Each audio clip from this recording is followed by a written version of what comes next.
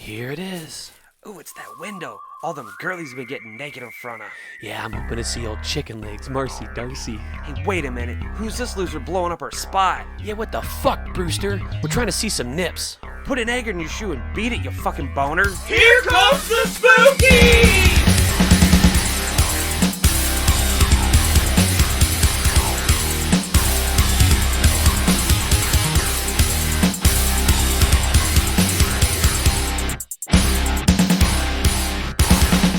What's going on, Chuds and CHUD-ettes? Here comes the Spookies back with episode 5. Tonight we're going to talk to you about Fright Night for real. We're also going to dive into the horror fan film Never Hike in the Snow and Halloween Kills. So sit back, relax, tie your buddy to a chair, and make him listen to your second favorite podcast.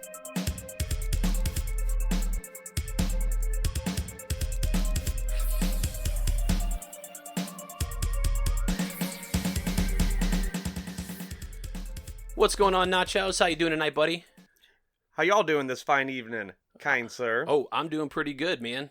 What are we getting into? Oh, tonight we got all kinds of stuff, man. Fright Night. Got some extra little nuggets here going on. So one of the first things I wanted to talk about before we get into anything, horrornews.net and the Slasher podcast are launching the Slasher app, which is a social media platform for horror fans. And they're starting a movement called Make Horror R-Rated Again. Which, you know, kind of a play on the whole Make America Great Again. Plus, I know you and I have been bitching a lot going back and forth these past several years about how we see these horror movies get released in, what are they? Unrated. Or PG-13. I mean, they're PG-13 in the theaters. Why would you complain about unrated? I'm complaining about PG-13. They say they're unrated, but let's get fucking real. It's the rated R cut. I mean, but it isn't. I'd prefer if they were going to release something in PG-13 to help get it through to audiences in the theater, that's fine, but bring it to me unrated later. Like, that's okay. I love unrated stuff, even if it is like just an extra 10 seconds, like Jason Goes to Hell or whatever. But this whole Make Horror R-Rated Again, I mean, I agree, right? A lot of the new modern horror stuff, there's not a lot of great modern horror out there. Don't get me wrong, there are some, but... We're getting there. It's gradually gotten better. Since the early aughts, we get good franchises, like an occasional Saw movie or a drawing blanks already because there's just not a ton of good franchises. You do get some like weird ones, like what was it, like the Gallows. I was kind of excited about. Surprisingly good. I thought that was gonna be dumb. Yeah, and that wasn't too bad. I really enjoyed like newer ones like House of the Devil or We Are Still Here. Yes, those are solid R-rated flicks. If you get a chance, The Collector. I need to see that. Good. I still haven't seen that yet. I think we briefly spoke of on the last episode. Part 2, and then Tom Atkins is going to be part 3. Ooh, I love me some Tom Atkins. Not to rehash that, but just go back and listen to our episodes on Podbean, iTunes. We like listening. Wherever you listen to your podcast. Yeah. Also, Evil Dead is being re-released in theaters in a new 4K scan, and it has a completely redone soundtrack. So that's kind of cool. And here's the crazy thing. It's not like being released like nationwide.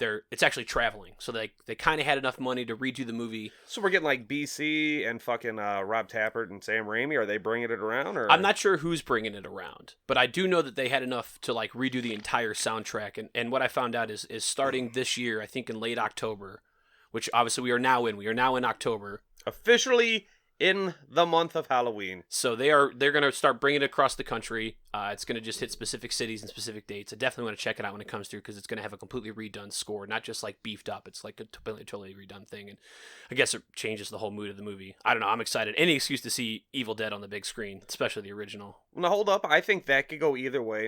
I'm going to get a little off topic briefly. Go ahead. Remember when they did the fucking Blu-ray release of Vampire Hunter D? Yeah. Right. And they redid everything. I mean, not everything. They kept the soundtrack the same, but they like got new voice actors to come in. And it kind of wrecked the momentum of the movie because you're just like, yeah, this is when D says. And you're like, no, you said it wrong. What are you doing? Shit like that. I mean, what if it ends up like that? Here's the thing. They're delivering dialogue, and this is music, right? And while the score is setting the mood of the film, absolutely. I don't think that it's a big part of the Evil Dead. I've never sat down and watched the Evil Dead and thought, man, what a great score. I'm obviously always paying attention to all the crazy B-list horror movie tropes that are going on. The Evil Dead, the OG Evil Dead could use a little kick in the pants. I mean, if they're like... The sound, the like score it's department, like they're bringing me like a kazoo and it's like, fucking, here comes that chase cam that's about to hit the door in the cabin and you oh my god, I want a live Foley artist there in the fucking theater with like a xylophone, like, here's a deadite, because xylophones make the sounds of skeletons dancing. Right? So I'm sure if they're not going to bring me something like that, I think it'll be pretty cool. Plus, like I said, any excuse to see it in the big screen, I'm okay with. And it's a new, like, redone 4K scan, so it's going to look fantastic, which should let you know that they're probably going to take this and re-release it on Blu-ray, which it desperately needs. Yeah. This movie has piss-poor Blu-ray releases. I've got a really crappy 10-box one that I just bought from Walmart for like $7. It's got one special feature, which is a commentary menus with like the producer, Sam Raimi, and then also Bruce Campbell. And that's like it. So have you ever seen like those TVs where the resolution is so fucking good? It looks like a soap opera? Yeah, like you're in the bitch. Mm-hmm. I don't know if I want to be in the Evil Dead. That might be a little extreme. I dig it. My eyes get used to it after a while, but it does fuck me up. We got a 4K TV upstairs. Uh-oh. And like when we had it for like the first couple of months, I'm like, I can't fucking watch anything on this because it looks hyper real. I didn't care for it. Everything looked like it was like a Spanish soap opera, but my eyes have now adjusted to it that I don't even notice, even like going into another room and watching a regular HD TV, 1080p or whatever. My eyes don't really see that shit, but I can see like that 4K stuff. Also, what else you got? Never Hike in the Snow is closing in on its $50,000 go on Indiegogo. As of when I took this down, it was currently at $40,000. For those of you that don't know, Never Hike in the Snow is a prequel to the Jason fan film by Womp Stomp Films, Never Hike Alone. And that movie you can currently watch for free on YouTube. If you haven't seen it and you're a Friday the 13th fan or a fan of slasher movies, or you like good things that don't suck because you're not an idiot, watch Never Hike Alone. It's what is it, like a found footage, but it's not terrible. It's kind Without of a found saying footage. Too much, not to spoil anything. There's a lot of GoPro camera footage on there, but done tastefully and not stupid. But there also is normal shots, high shots. There are shots from outside of the found footage. So it's not necessarily a found footage movie, but it has found footage point of views in it. What's the Jason called in that movie? Ghost Jason. Well, that's funny. I feel we met him somewhere. We did. Did we cross paths with We did. So Ghost Jason is actually played by the director. So in this movie, they refer to him as Ghost Jason. He's a very tall.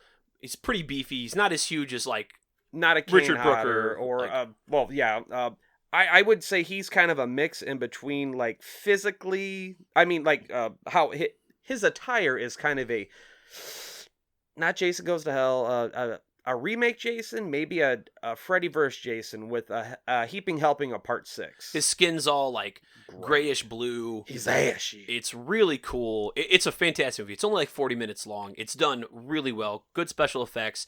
It's very tense. We met him at Horror Hound in Cincinnati in March. Like Vincent. I forget his name, but he was really nice. He took a bunch of pictures with us, and we were like, "Oh man, you're Ghost Jason." He's like, "Yeah, actually, I'm the director." We're like, "What? No shit." Like, what? So we freaked out. We talked his ear off. He let us know that Never Hike Alone was getting a second, and now has a third Blu-ray release. So you can even get it on Blu-ray if you want. So you can watch it on YouTube for free. Yeah, they're not afraid to sell you it on Blu-ray, or you can get it on Blu-ray. Never Hike Alone.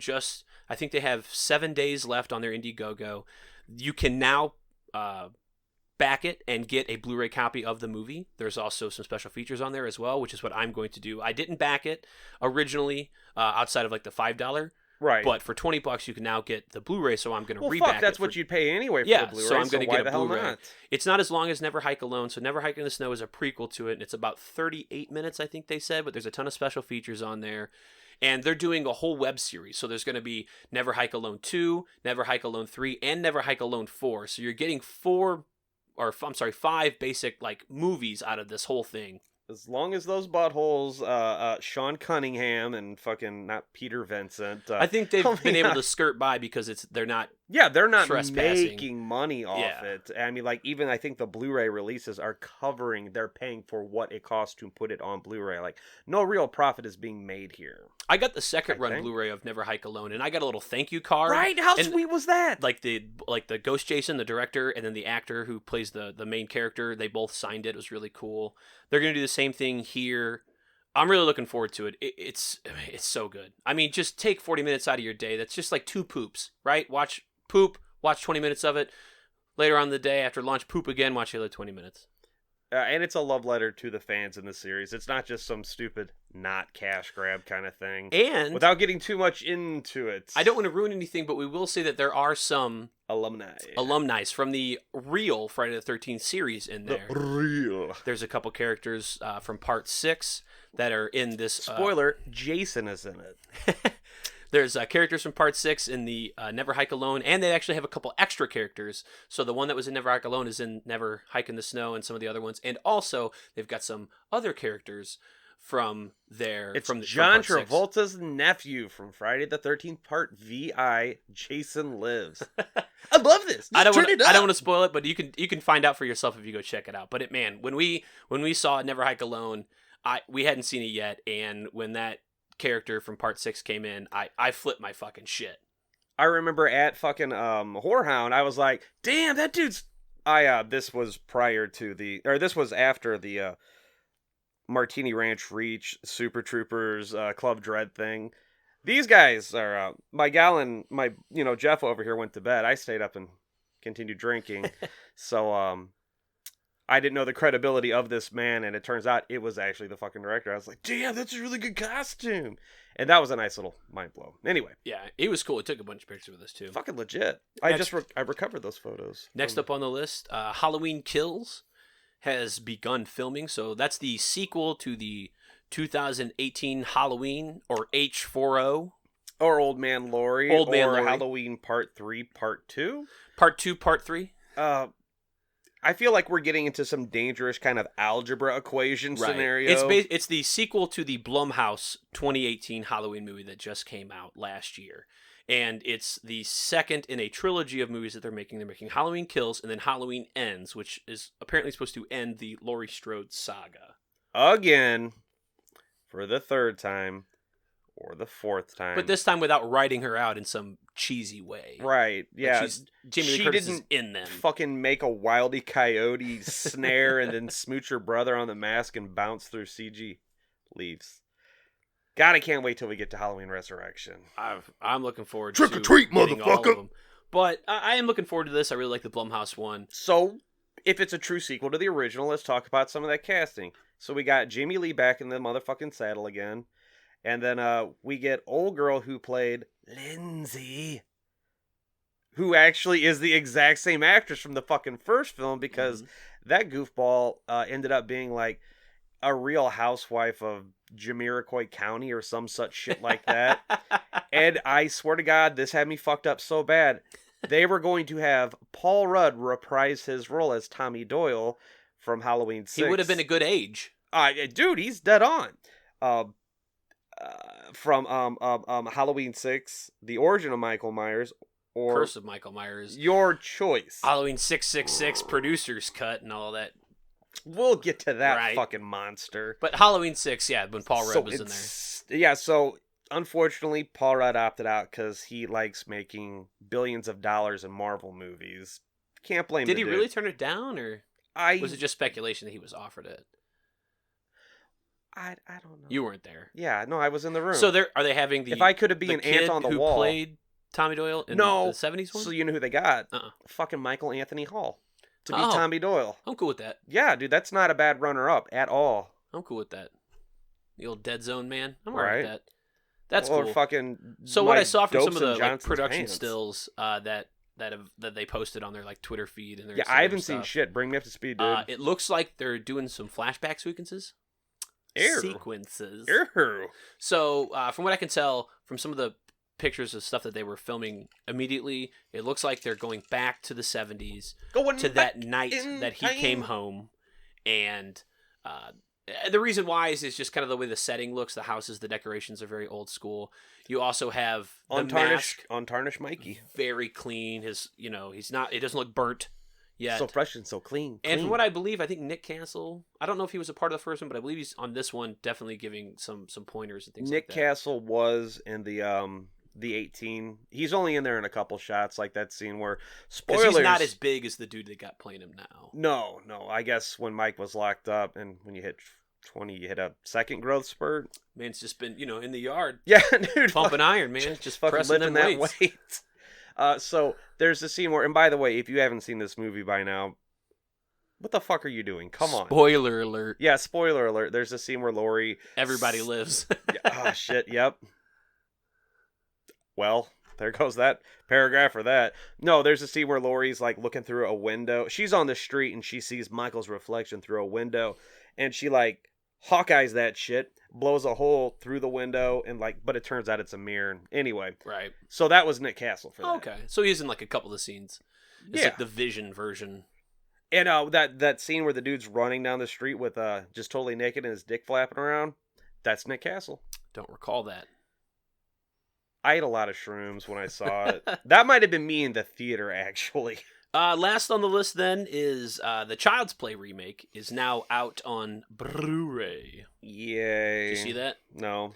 So I just watched it. Yeah. We're definitely going to get to it one day. We were going to watch it, but things did not go according to plan that evening. So I did watch it. Nature found a way. Nature always finds to get me a way. fucking annihilated. Yeah, we were up pretty late and got pretty fucked up. So I did watch it later on, though. Spoiler-free rundown. I'll just say a couple things about it. It's Chucky fucky. So it's really weird because I think they intentionally made the anamorphic robot doll look extra stupid. Like Chucky from the 80s ones on look like the good guy doll looks like those My Buddies from the 80s. Yeah. Oh yeah. And I'm not sure. I had to look, but I think Chucky came first before My Buddy, but I could be wrong. I think not Dan Coscarelli. What the fuck is his name? Oh, Danny Boy. The writer. Yeah. The dude that did Child's Play. The director. Thank you. Yes. Yeah. Because Tom Holland did a little movie you probably never heard of which called... we'll get to, right? Anyway, yeah, so I think actually it was modeled after Cabbage Patch Dolls because everybody was going bonkers. So it came before My Buddy. I thought it did because I think there was an issue later when My Buddies came out. But that doll looked very much how you would expect an actual lifeless doll to look. This thing in the new one is very weird looking. The face is very fluid and can obviously mimic a lot of emotions and stuff in it without having to transition. As you could tell in the original one, when Chucky was motionless, he looked like a plastic toy. When he was around killing people and talking, he looked very much different. Like an animatronic puppet or a little dude. But this thing, it just looks weird the whole time. But they all look weird. It's not just this specific version. So I don't know if that was their intent. So who wins in a fight? OG Chucky, Charles Lee Ray, the Lakeshore Strangler, or fucking... Brad Dourif, hands down. Yeah, okay. This thing, it's weird. How's Mark Hamill in that? Because I fucking love me some Mark Hamill. He's one of my favorite voice actors of all time. And he is the voice of the Buddy doll, or Chucky. Now... how Joker does he get? Real talk. He doesn't. He plays it Mark Hamill. It's very Mark Hamill. There's no high pitched or anything. So he sounds like Cockknocker? Not even that high. Huh. He sounds like old Mark Hamill. I was waiting for it to kick in. Old man Mark. But it never changes pitch. It's just a low key Mark Hamill. It's really. Did we get any callbacks from the original series? So Detective Mike's in it. Oh, not the actor. Oh, okay. Just the character. Obviously, you have Karen Barclay, Andy Barclay. Yeah, dude, you're trying to sell me that you don't get Aubrey Plaza. You don't get what's her name? Aunt Margaret. Aunt Maggie. Maggie, yeah. Aunt Maggie's not in it. You get none of that. Aubrey Plaza is terrible. I like her, but I'm not buying she's. So I like her in Parks and Rec. Yeah, she apparently just can't act any other way. This is my kid. Andy, I guess that's her. That's literally her. I'm watching this and I'm like, you're I ain't bagging. You're same person. It's your same personality every time. I'm not bagging her. I'm sure she's great and stuff, but either I've seen she's trying to fuck Robert Dar Niro. He's the Greek version. She was not great in it, and luckily she's not in it a bunch. She is in it, but she's not in it a ton. I can't believe she's a caring mother. The new kid I'm splitting hairs. Go ahead. plays Andy It's like 14 years old. but he's meant to be 13. Like he is a 13-year-old in the movie. So there's that. He's not a push around like the original Andy because he's not so young.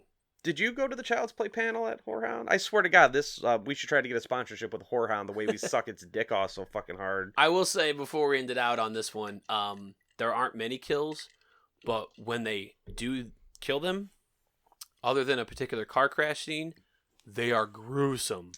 I heard it went through like multiple rewrites, and you can tell because it's like some mishmash of 4 different movies just trying to climb in each other's ass kind of thing. I won't say who, but there is definitely a face that gets peeled off and then nailed to a watermelon and then set inside Andy's bedroom. All right, you sold me. Yeah. Moving on. That's honestly all you need to know to be like, you know what? It's worth a watch. I look forward to watching and breaking it down with you one day when we run through the Child's Play series. But oh, I can't wait to do Seed at Chucky.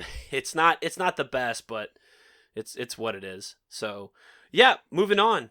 So here we are talking about Fright Night, the original 1985 Fright Night, not the 2011 remake.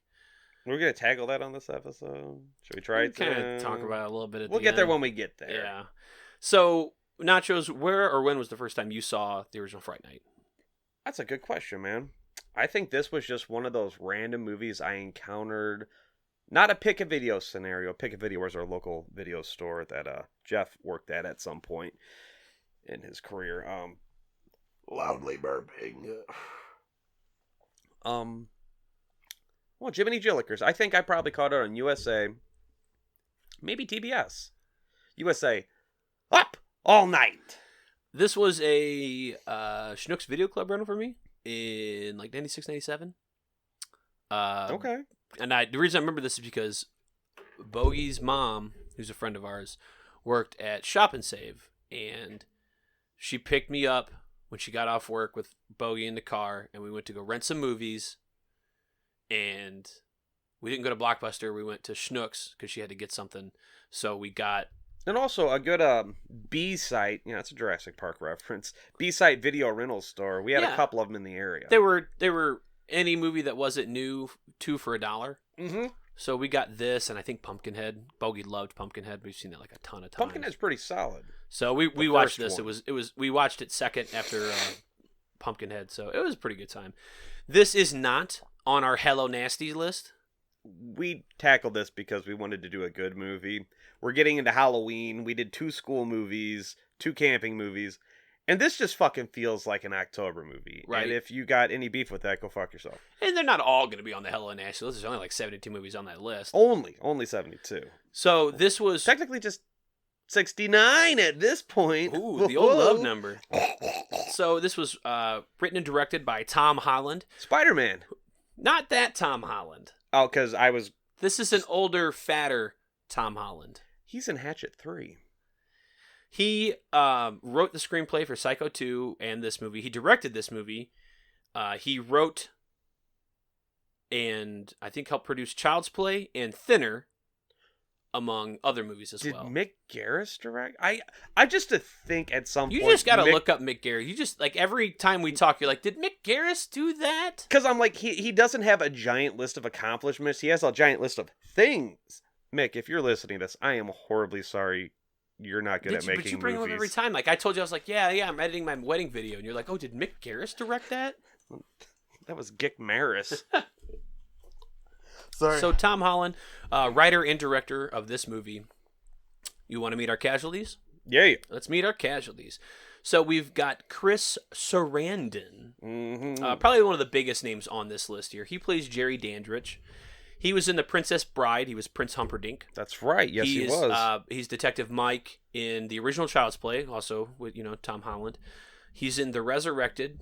He's the voice of Jack Skellington in The Nightmare Before Christmas. Guess who his singing voice is? Who? Danny Elfman. Really? Of Oingo Boingo fame.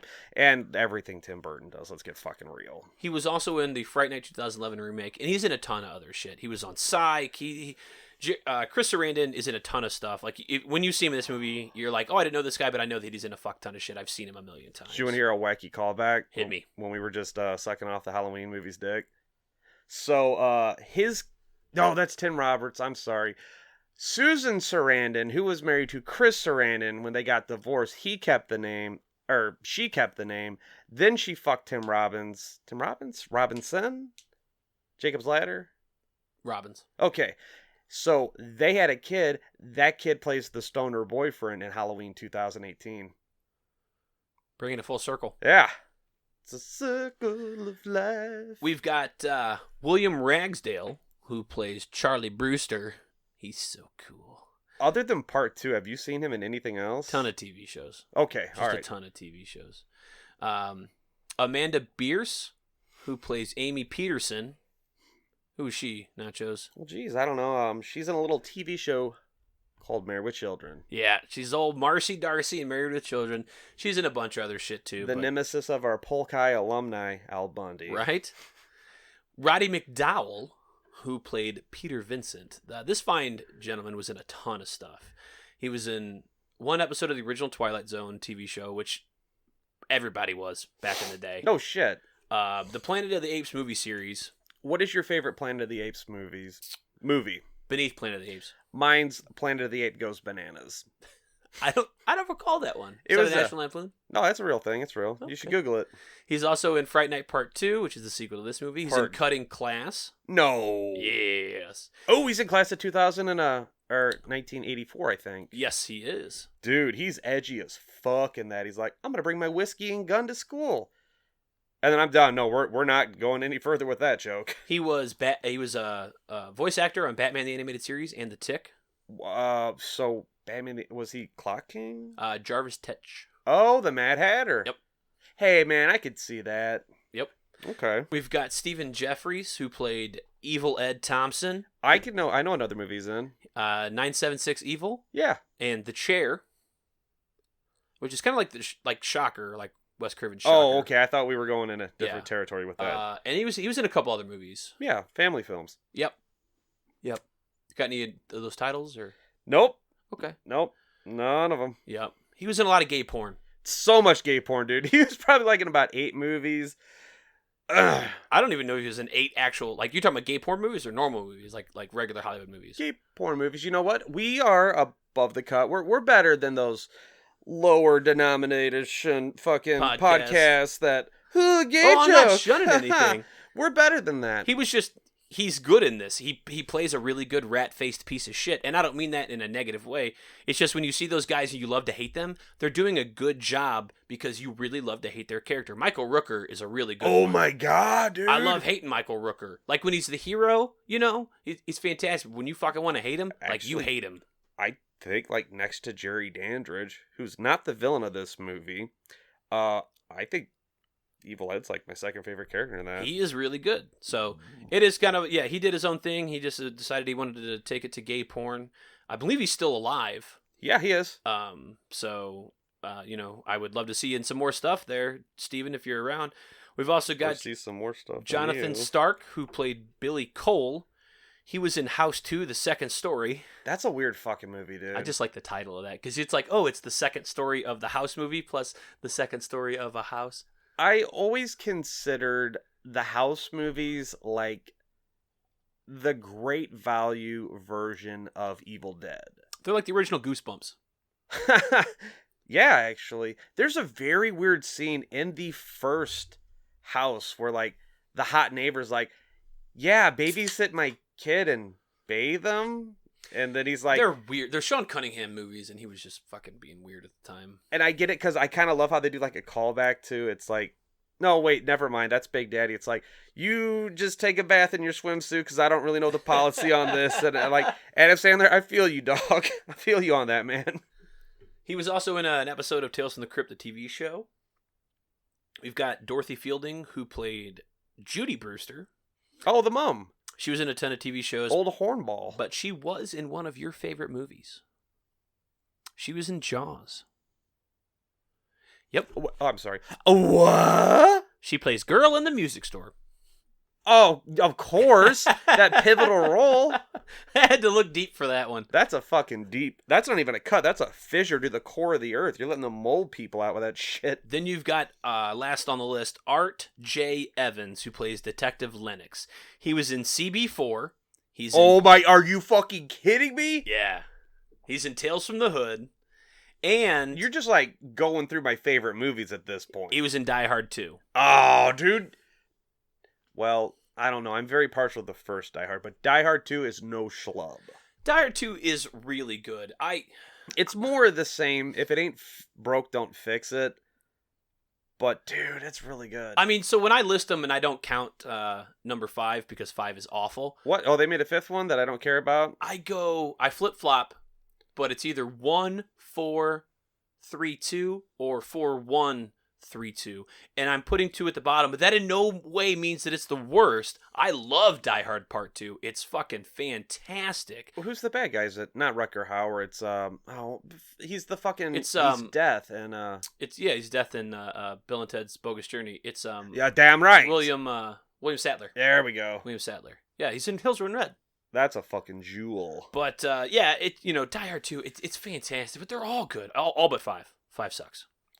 I haven't seen it. Anybody who says that 5 is good or better than the other ones can go die in a house fire. Onto some bullets. Get some lead poisoning. So the movie was released in 1985, August 85 here, which was a pretty solid year for horror, 85. We've got Reanimator, Return of the Living Dead. Fuck yes, dude. Silver Bullet. Oh my god, I love all these movies. We should do that like real soon on this podcast. The Stuff. Oh my god! Day of the Dead. Sweaty palm, sweaty palm, sweaty palm. Nightmare on Elm Street 2, Freddy's Revenge. Dude. Friday the 13th Part V. The Mutilator. And... Oh, you mean Fall Break? What is probably my favorite horror movie title outside of The Dorm That Dripped Blood. Actually, this probably trumps The Dorm That Dripped Blood. The Howling 2, Your Sister's a Werewolf. I just fucking love that title. It's convoluted, it's stupid, it's over the top, it's unnecessary, but... And it is a terrible sequel to an amazing film. Yeah. Actually, I don't really recall any of them being better than the original for The Howling. I don't think we do the individual... When we get to that fucking tree... We do The Howling, and then we do the other ones together. Yep. We're not climbing up that tree. We're cutting it down, and then... I'm not talking for an hour and a half about The Howling 3, The Marsupials. Fuck that. That is hell. What's the one where they go to the castle? Is that 4 or 5? Hold up, dog. All right, so we got The Howling. We got The Howling 2, Your Sister's a Werewolf. Howling 3, The Marsupials. Howling 4, I think, is The Freak Show. Howling 5. Is it The Rebirth? Yeah, see, so there's a It doesn't matter. They all suck. No, they do, but they don't. Like, the Freak Show one's kind of... Fuck that. Let's talk about this baller-ass movie, Fright Night, dude. I'm not talking about Howling. All right. So, ways to watch Fright Night. You can get it on VHS, Laserdisc, all the old school digital media there, or not non-digital media, physical media that you can get. It had multiple DVD releases. Here's the kicker about these DVD releases. There were no real special features other than, like, Portuguese, subtitles, and it had the trailer. As a guy that's fluent in Portuguese, that was a special feature for me. In 1999, it was on a double-sided DVD, full screen, widescreen, which is the one I have. Had a little like art card and kind of like an essay written inside from Tom Holland, which is kind of fun. 2003 had just a widescreen standard DVD. 2008 was on a double feature with Urban Legend. This was that's random as fuck because that is the only release of this movie that had alternate artwork. It doesn't have it doesn't have that picture of Marcy Darcy like big teeth, the shark mouth, like over like her ghost basically looming over the. It's the only one. It's escaping from very the different. fog machine. Then in 2013, it was on the 4-movie Thrills and Chills DVD pack with. Would you say this is more of a thrill or a chill? Oh, I'd say it's a chill because you got The Craft, Monster High, Brain Scan, and Fright Night. So it's kind of a really. What the fuck is Monster High? Like the cartoon show or? I don't know. I don't own that one. Ghoulie my bitch? You have it on multiple Blu-ray releases. And this is also interesting. So up until recently, as in this spring, you couldn't get this like in stores on Blu-ray. You had a 2011 Twilight Time Blu-ray, which was a limited release with some special features, and they only printed 3,000 of them. Yeah, that's fucking bullshit. This is a Sony subdivision, like a TriStar. Is it the chick with the fucking statue? What's that one? Columbia. Columbia. Duh, yeah. Columbia Pictures. You almost said Columbia House. It's the motherfuckers that did Ghostbusters, you know? Yeah. So, like, this should not be hard to get a hold of. But they just, for whatever reason, weren't doing it. So Twilight Time, Fuck it, Sony. You don't know what you're doing. You know, they were like, oh, fans would want this. I guess they just assumed it wasn't popular enough. I don't know. I don't know a lot of people that have seen it, so I guess maybe they're correct. Then 2015, Twilight Time released it again. This was their first ever re-release of their Blu-rays. They only do those limited runs where they did 5,000 prints of it, and it had several more bonus features than the 2011 one. It was the 30th anniversary. And then finally, 4 years later, Sony finally got off their ass and released it in 2019. Has all the special features of both the Twilight Time releases, plus some extra stuff. One of the really cool ones that's on there is the "You're So Cool, Brewster" documentary. That's a fucking... So I'd never saw that. Seen that. I've never seen it. And I got Shudder and it was on there, and that's a fucking treat. That's like almost 2 hours long. It's 2 hours and 40 minutes, 2 hours and 26 minutes is what it is. It's like double the movie's like clocking in almost. It's like 2 146 hours minutes of like fucking just gold. Yeah, so it's a whole making of documentary about the movie with a ton of behind the scenes stuff. What was really neat is this UK company had put all this together. They released like a 3.5 hour version of it that is very hard to come by because it encompasses both Fright Night and the sequel, Fright Night Part 2, which is impossible to get. It's like $100 going on eBay, but for no good reason. If you've seen the movie, right, don't. So you can get the Blu-ray in 2019, which has a doctored version of that documentary where they only really talk about the first Fright Night. They shave the bit, and they kind of talk about Part 2 a little bit, but there's like maybe 10 minutes of it, so there's not a ton there. So there's quite a few ways to watch it. It's streaming every once in a while. There's you can always get it that way, but I definitely recommend getting the Sony Blu-ray. It's $20, and currently it's on Crackle. Oh yeah, if you have a subscription, to Crackle, or if you want to sit through 34-minute advertisements every 5 seconds. You're not even that bad. No. Project Metal Beast.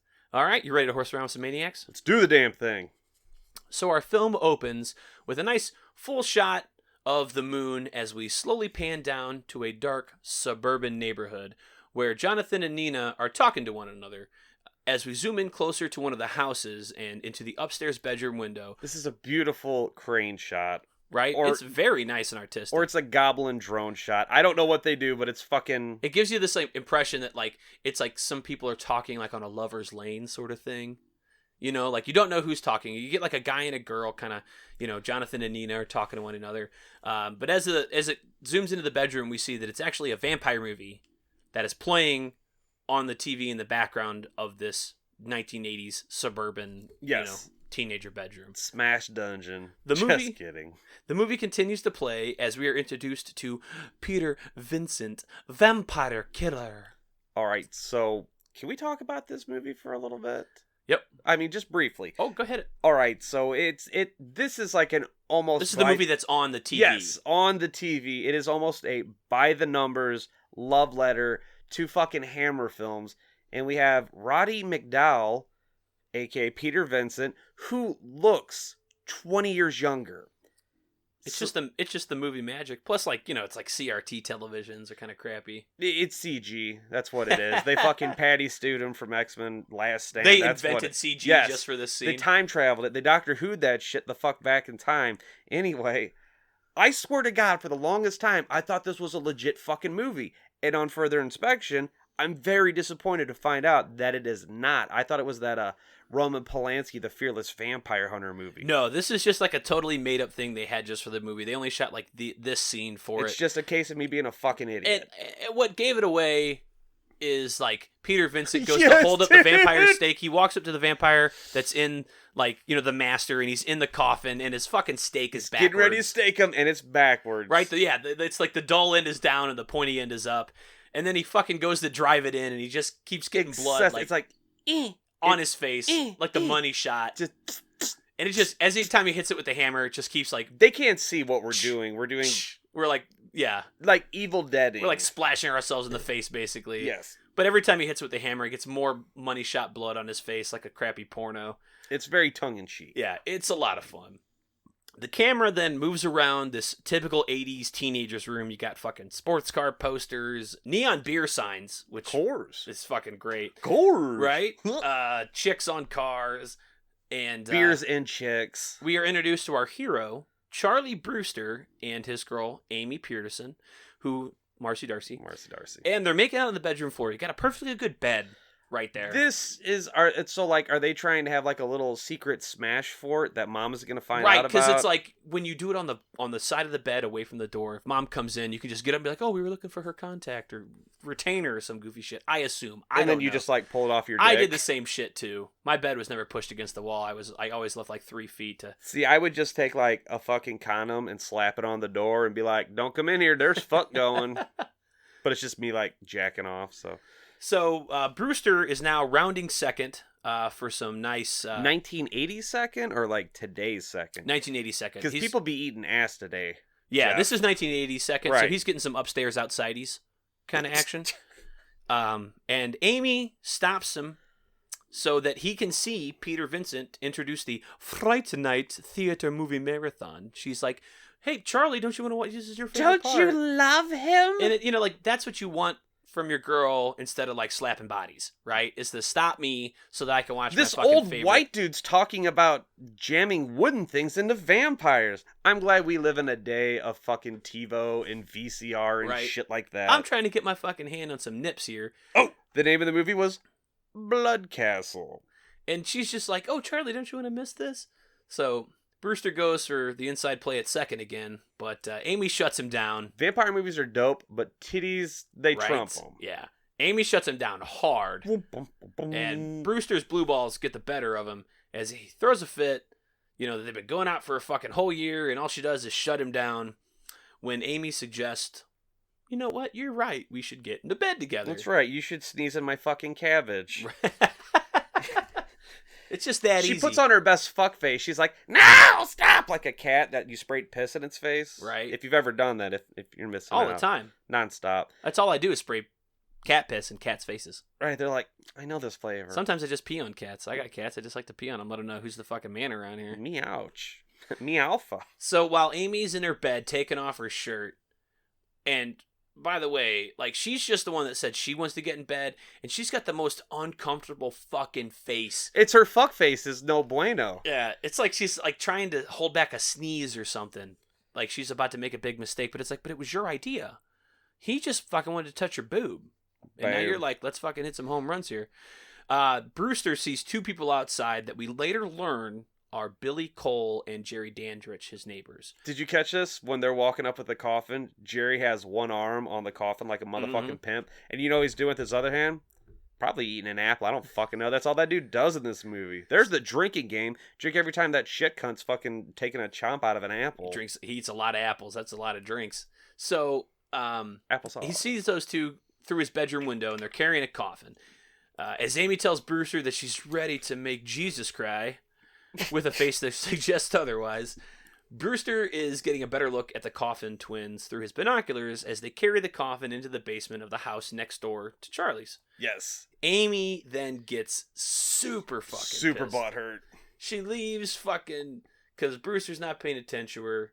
He's trying to fucking catch her as she goes out the door, and she starts yelling at him about making love to her. Right. And then fucking as they get downstairs, Charlie's mom, Judy, hears them fucking going at each other and tells them to come in the living room.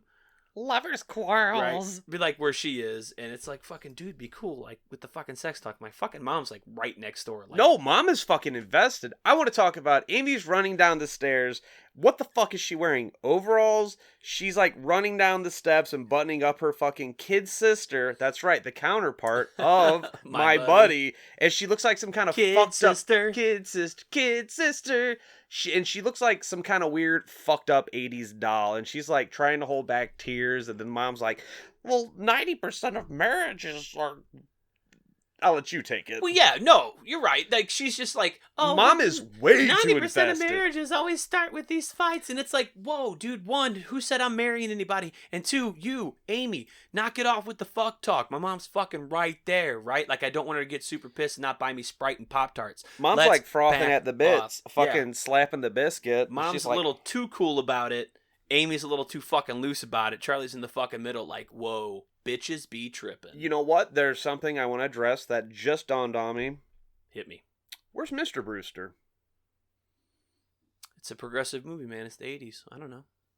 He probably went out for a pack of smokes, just hasn't been back. Yeah, you saved him enough Marlboro points to buy a fucking kayak and get out of this bitch. That's what it is. Dad's leave. Get over it. I mean, I don't know. That just dawned on me. Anyway. So, as these two are still as these two biddies are flapjawing with each other, Brewster continues to spy on the neighbors, and his mom starts spotting off facts about marriage. It's like a really weird scene, because it's like, what are you, like, Presbyterian? Like, fucking, like, we don't marry this young. Like, we're clearly in high school. Mom might as well have just been sniffing and patting genitals at this point. Amy then fucking leaves. She's tired of fucking like, being ignored Charlie. by anybody other than the mom. Charlie's just, like, staring out the fucking window. He's like, yeah, see ya. You can't see these arm gestures we're doing, but it's like a, get out of here! Like you're swatting a fucking gnat away. And then Amy looks super sad and slams the door. It's like, bitch, you paying bills in this house? Yeah. Why you slamming doors like No that? shit. Bye. Those windows inexpensive. The next day at school. So actually, Judy tells Charlie about the house next door being sold to a handsome gentleman who fixes up houses. And as this is all going on, the news reports that someone in town was brutally murdered. We got one. That's our first death of the movie. It's off screen. They don't. It's you just people know that talking. they've been murdered. And it's sad. That hurts me. We get a little bit more later, though. The next morning at school, Brewster and his friend Ed, Evil Ed, super rat face looking fucking kid, leave trigonometry class together and complain about the pop quiz they just took. That bastard! As Amy burst fucking through. Dude, she's like fucking Goldberg spearing. Just if you watch checking. in the background, like there's a chick just, ha ha ha, I'm eating a sandwich. She's like, bam, get the fuck out of my way, bitch. It's like, hey, you know what? I'm gonna have a little side of sass, some assault. All right, God damn. Assault. All right, and she didn't even fucking stop to chat. She just fucking busts through, knocking fucking motherfuckers down. It's like, plowing this poor gal. Yeah. Plowing Thanks, Amy. motherfuckers. Bye.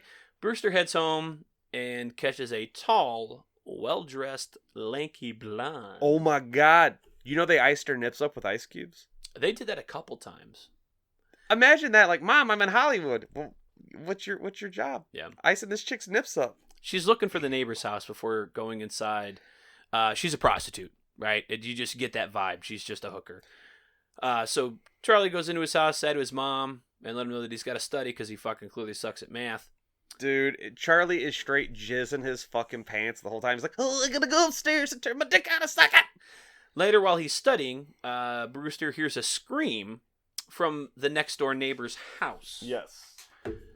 As he is continuing to study, but now he's at the food court, I guess because the screaming next door was too much for him. I didn't get a food court. I got kind of like a Saved by the Bell, like the Max kind of vibe. Like, right? That's a big Max. I know. It's a Patty Max. I'm going to say the food court at the mall, but you don't really see them shopping, so... Or it's like the malt shop in fucking Archie or something. Either way, they're at this, big food court area, and Amy finds him, and they start to have a conversation about what happened the other night. It's like, sorry I was being a fucking loser and not trying to go to fucking Plowtown because I got distracted by two dudes. Yeah, but I know you're Mr. Plow. That's my name. What's that name again? It's Mr. Plow. So they're talking about what happened the other night and how much they love each other. And Brewster gets distracted by another news report on TV about another murder. And he recognizes the girl in the report as the hooker he saw earlier going into the neighbor's house. Icy McNipplinson. This is when Evil Ed comes up and tells him that this is the second murder in 2 days. I think they were decapitated. And both victims had their heads chopped off because he was listening to the police scanner. Yes, because, Ed, right? You're normal people. Amy gets pissed again. Oh my god, dude. This chick needs to... I get it, you're a fucking teenage girl. Yeah, you need my therapist's fucking number because you got some rage. She steals this dude's hamburger? Dude looks like... I don't know what... It's like... I don't know what the fuck it's it like is. a taco burger or something? It's like dude Manwich, looks like Stephen King. He looked like bona fide teenage Stephen King. So she takes this fucking nerd's hamburger and she smashes it in Brewster's face as fucking Evil Ed laughs and goes, "You're so cool, Brewster." Like, real talk, that is a whole level of disrespect. Like, I don't beat women, but I'd make an exception. I mean, she's slamming fucking doors at his house. She's slamming fucking burgers in his face. That's She's not slamming fucking fucking vampire cocks into her too, but we'll get to that. Yeah, the only thing she's not slamming is clams. Right. Yet. Insert cricket. Oh my god, What? I didn't put two and two together. The fucking Evil Ed and Amy. Oh my god. Huh. What? They're at the same place? I'm confused. Yes, no, nothing. I'll tell you when you're older. Okay. Hey, there's a beer in this can. The next day, Billy is inside the old house next to the Brewster's house here, and he's painting all the windows black. Brewster decides my brother does that. that he wants to start snooping around the cellar where he saw Billy and Jerry carrying the coffin in the other night. Yes. Before Billy jumps out, scares him, catches him, fucking scares the shit out of him, chases him away. Hey kid, what are you doing? Nothing? Good. Make sure it stays that way, kid. And then fucking Charlie tucks his dick in his asshole and fucking rolls out to his He's yard. got that weird shit-eating grin, too, as he's yelling at him. Oh my god, Billy is the weirdest and best character in this movie, because, like, at any moment, he's getting ready to hate fuck Charlie. Like, that's his thing. Like he's getting down, like he's gonna split his dick down the middle and fucking cook it like a hot dog. I don't know, man. So later that night, Brewster is watching the neighbor's house. Fucking, Charlie is on full-on rabid creep patrol. Yeah, from his upstairs bedroom window when he finally sees his neighbor Jerry and some girl getting fucking bare-ass naked. Now we are 13 minutes, 32 seconds into the movie, and we got boobies. We got the boobies! Boobies! Who's this chick look like? I didn't get her face. She kind of reminds me of like a Julia Aranzo, you know. It's actually a little bit awkward because she looks like she's also a teenager. Hey, vampires, dude! In Twilight, that they wanted to fuck a baby. I don't think that's what happened in Twilight. No, that's you.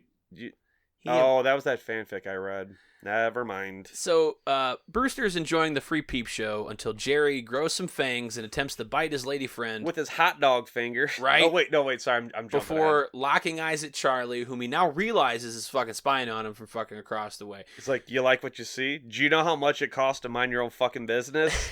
He then fucking goes... fingers. Yeah, he goes to pull down the fucking curtain, and fucking Charlie freaks out because he sees them big ass fucking sausages with them fucking long ass nails. He's like, so Jerry's got these like monster hand kind of things going on. With like Lee's press on nails. And the whole time this is going on, this is fucking panty melting synth rock. Like, I'm not even going to pretend like I know what I'm fucking doing. And then Charlie runs out to tell his mom what he just saw.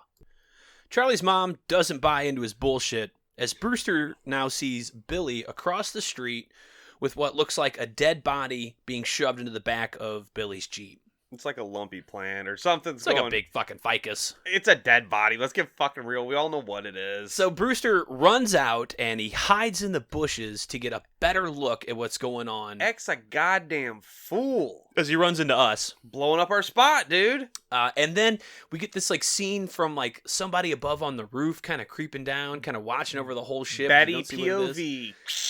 And it like jumps off the roof and you hear this bat noise. All of a sudden fucking Jerry like materializes out of the shadows directly in front of Billy's Jeep. Holding a what? Purse. He tells Billy, he's like, hey, you forgot this purse inside, and he fucking tosses it to him. Actually, it's a clutch, but thanks for trying. Ooh, schooled me. Charlie's mom then fucking, oblivious as blowing up his spot, dude. Fucking makes her way outside, and she's fucking screaming for Brewster. Charlie, what are you doing down there? I'm a bitch. It fucking alerts Billy and Jerry to Charlie's presence, and they're about to catch him in a really weird way. Like, fucking Jerry's like chewing this apple, which he's been doing for half the movie. 2 fucking seconds in this movie. And he like bites it, and he's like, hold on. And he tosses it at Charlie's feet, but it doesn't act like he can see Charlie. Then he slowly walks towards the apple, and then Charlie like freaks out and runs inside. Fucking skitters, dude. Like, and his mom still won't believe his story about the fucking neighbor being a vampire. So can we talk about how cool Charlie's mom is here? If I would have pulled any stunt like that, my mom would have knocked fucking 4 letters out of my, vocabulary out of my head. Kind of shit. This mom's like, oh, the microwave doesn't melt the marshmallows. Here's some hot cocoa. Mom, I don't need no fucking hot cocoa. I'm not trying to calm down. You need to get calmed up. Dude, later on, she's like, Do you want a Valium? I'm like, fuck yeah. I got that in here. Yeah, she's just fucking giving out drugs. So Brewster then later on tells Amy the same story the next day, and he says that he's going to the police since he knows they are looking for the murderer of those 2 dead people. Charlie That's logical. and now Detective Lennox arrive back at Jerry's house to ask Jerry some questions when Billy answers the door. Billy invites Charlie and Detective Lennox inside, and they answer all the detectives' questions as fucking Brewster begins Billy to like is fucking snoop snarky around. as fucking anytime. Oh, he is such a shit. Anytime cat. Lennox isn't in the room, he's just hate fucking a hole through his head. Yeah, he's such a piece He's of like, shit. "What'd you see, Charlie? Huh? What'd you see?"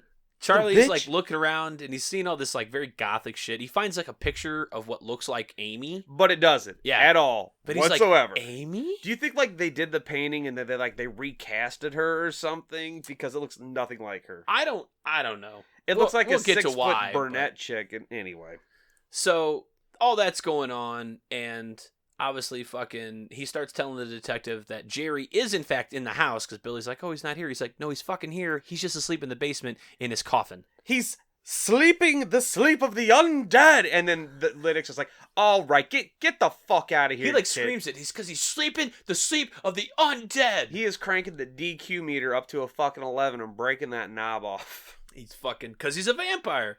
Ain't nobody fucking believing his shit. Detective Lennox doesn't believe him, and he fucking tells him to stop wasting his fucking time. And even Billy's like, "Ooh," Right? Just being a fucking dickhead. And he's like, if you ever fucking come to the police station again, I'm gonna throw I'm your gonna ass in fucking jail. lock you up. All right, go. No, you go ahead. You go So ahead. Brewster then now realizes that it's fucking close to sundown after all this has Yeah, happened. at 4:23. And he rushes over to Evil Ed's house to tell him all about his neighbor being a vampire and how fucking Jerry is now onto him, that he knows the truth. And Brewster asks Evil Ed how to protect himself, and he bribes him with $8. Sold. Give me your money. I mean, Hey, man, in the 1980s, that was like fucking $80. I would take your $8 today in 2019. Yeah, dude, I'll give you Vampire 101. So Evil Ed fucking He's a weird fucking dude for starters. he arms him with some knowledge. Some truth nuts. He gives him a cross and tells him that this will work to keep vampires at bay, but he's got to have total faith. But you have to have faith. The second is he tells him links of garlic cloves around his neck, his doors, his windows. Do you want to... Oh, okay, go ahead. Then holy water, but it actually has to be blessed by a priest. So, do you want to know the fucking lore of why vampires and garlic and all that shit? No, hit me. Finish your fucking beer because you're going to need this for this. Go ahead. It's because garlic makes your breath stink. Uh-huh.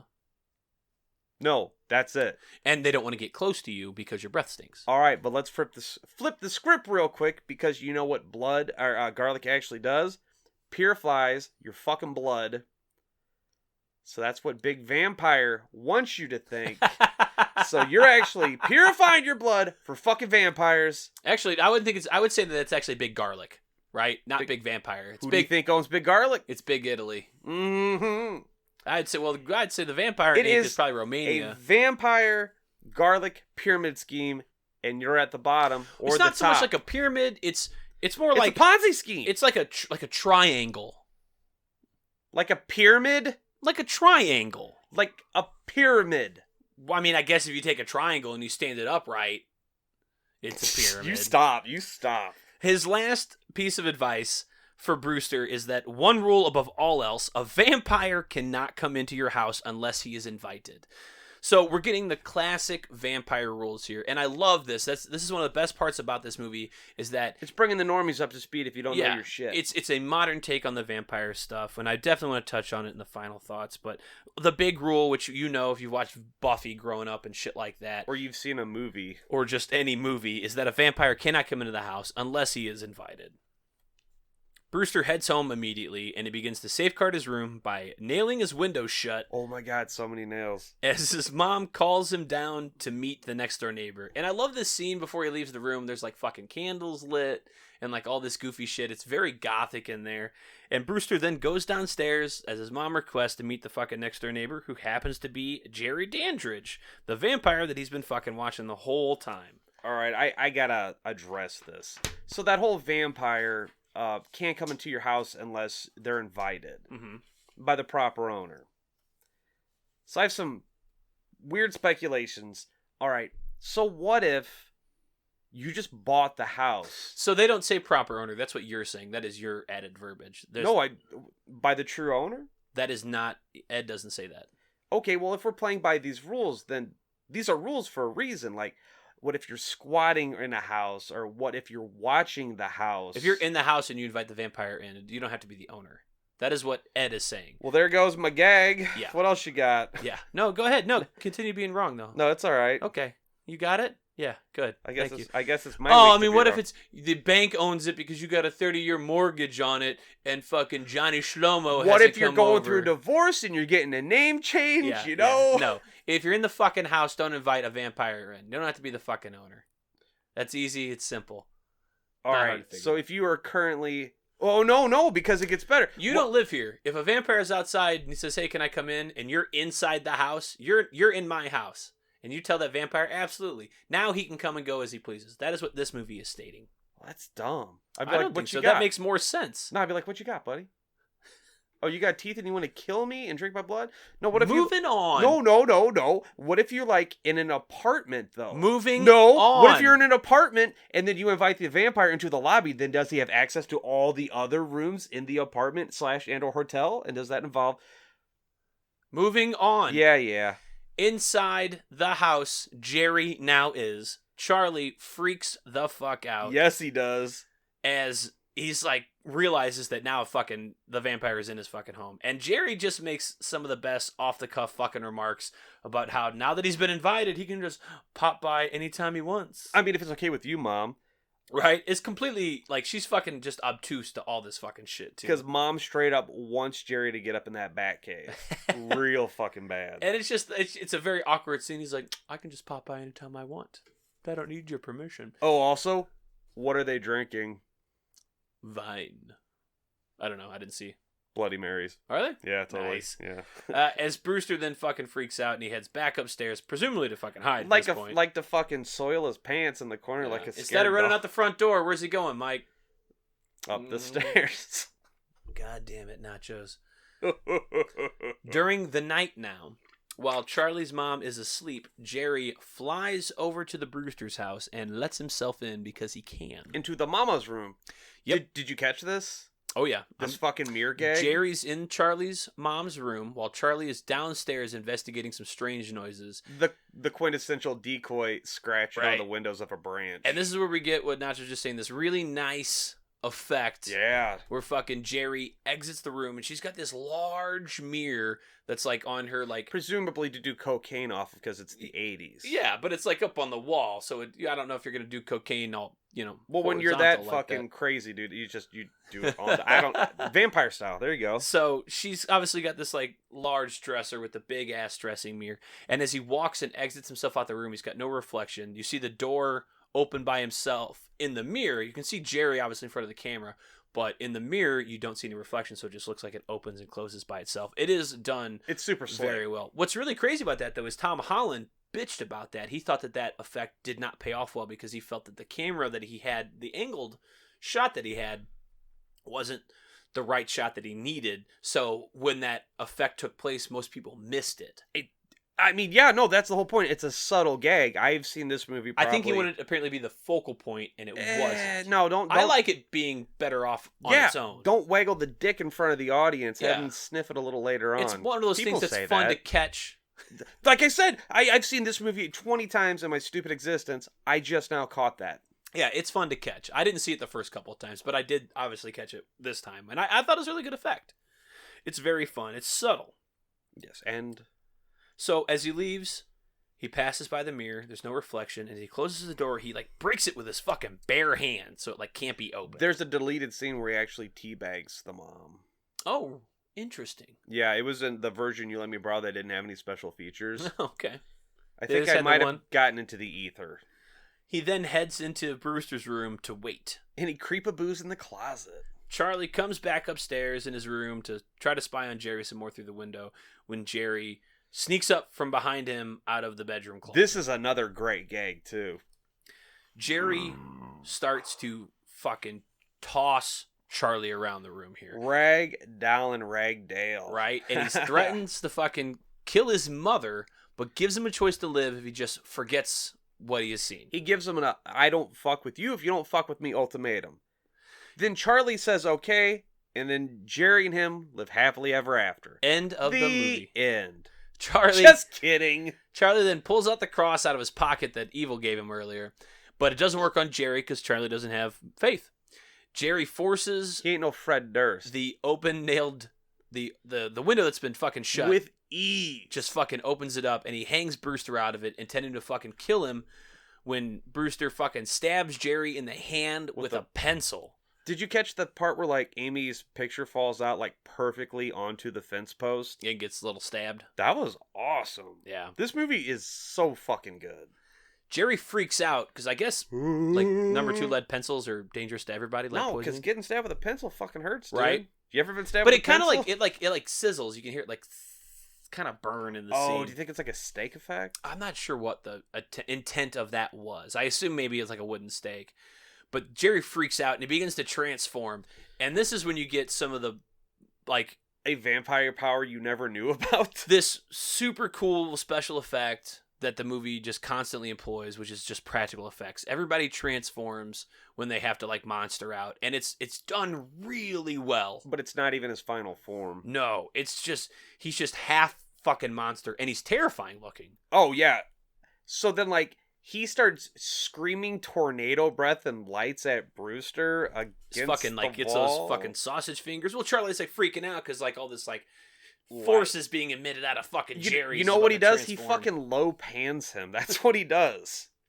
That's right. We almost made it through an episode without low panning. This wakes up Judy, and from the noise, she starts calling out to Charlie, but she can't get out of her fucking bedroom, so Steve starts to freak out. Jerry, now at the sound of Judy being awake, acts like a giant fucking baby. Just fucking freaks out and takes off as Judy finally breaks out of her bedroom and fucking comes into Charlie's room. And he tells his mom it was only a nightmare. Judy casually offers her son a Valium to help him sleep before All right, heading Mom. back to bed. All right, Judy, you got pretty cool right there. Right? She's like, "Oh, do you want something to help you sleep? I have a couple roaches in the ashtray if you want to chuff them. It's still the 80s, huh? Can I get you some Quaaludes? You want Yeah, some no Ludes? shit, right? You want some Ludes, brah?" So while that's going on, fucking, you hear this ruckus, and it's Jerry outside being a fucking asshole, beating up his car. Which, I don't care how evil you are, you don't fuck with somebody's car. I'm not like a motorhead. I don't have this like... Well, that doesn't happen yet. Oh, well, So yeah, as you're right. Mom leaves, Brewster then turns to watch a vampire movie on TV, just kind of calm himself down. And this is a Christopher Lee vampire movie. So this is actually a real movie. That's a Hammer flick, no doubt. Yeah, that is on. And I think it's The House of Dracula or Dracula's it's Blood. the Shed of Dracula. And I think it's The Taste of Blood of Dracula or The House of Dracula. Or Horror of Dracula, I'm sorry. As he gets a phone call from Jerry, Jerry tells Charlie that he just destroyed his car. And you get like a good shot of him kind of do it. You don't really see him do it, but you definitely know that he fucked it up. Oh, he's like, Mom, there's raccoon. What's that noise? It's raccoons. Yeah. And then, like, so Jerry's making the phone call, and then Billy is, like, down on his knees right in front of the Jerry zone. I don't think that's true at all. That's exactly what happens. Watch the fucking movie. That's He's like, not in my movie. he's got the You big drippy weirdo. hand into, like, that weird-looking vase piss bucket thing or whatever. And then it's like, He is, you're right. I don't, yeah, and we'll get to that later. So Brewster then continues to watch the Peter Vincent Fright Night as Jerry is fucking telling him that he's going to do worse to him tomorrow. And despite the fact that Peter Vincent is just an actor, I am Peter Vincent, the great vampire killer. Brewster gets the idea that he's going to track him down for help. Because he's obviously got a vampire problem, and this guy's clearly an expert. And who are you going to call? Right? Ho-busters. Brewster finds Peter Vincent at the studio lot where they film Fright Night and asks him if he really believes in vampires. Peter then tells him that he does, but nobody from this generation in the 80s cares. All they want are demented madmen who run around in ski masks hacking and up virgins. young virgins. He's so good, dude. I Roddy like him. McDowell's a little button-nut. I just want to hug him. He's pissed off because he's basically just been fired from Fright Night because nobody wants to watch his show other than Charlie, Right. who hasn't been tuning in because he's too busy fucking fearing for his life. You find the time. If you're passionate, you find the time. Brewster then tells Peter that he too believes in vampires and that he has one living next door and that he would like Peter's help to kill it. The fucking face Roddy McDowell gives is like, Brewster tells Peter that the recent murders that were around were caused by the vampire that lived next door to him, and Peter obviously doesn't fucking believe him. And he tells him that he lied when he said he believed in vampires, and it was all an act before he just fucking gets I'm the not fuck out of believing there. it until you're telling me like Peter Vincent. I can't do it. I can't do a good Roddy McDowell. I lied. I lied to you. That's Dr. Orpheus. Same fucking character, though. Anyway. So Evil Ed and Amy stop by Charlie's house now. They don't even fucking knock. They just barge into that shit. Right? And they see his room fucking covering those lit candles from earlier. Oh, my God. Garlic cloves are fucking all over the place now. Crosses. And Charlie's on the bed just fucking sharpening wooden stakes. Right? Just fucking getting ready to Buffy. And they both tell him that he's crazy when the news comes on and the TV fucking announcer states that there has been a third body found. So they bust into the room and fucking Charlie is sitting there listening to Joy Division cutting himself because he's so fucking goth. This is like Simon Belmont's wet dream. It's not even Joy Division. It's like Young Marble Giants. Whoa, specific. It's the Cure's Cure. Disintegration's the best album ever. Oh my. Amy and Ed state that they are going to get Peter Vincent to help convince Charlie that he is crazy, and they head over to his apartment. Apparently, everybody just knows where these fucking celebrities live. Celebrity. In fucking Rancho Cucamonga or wherever the fuck they live in California.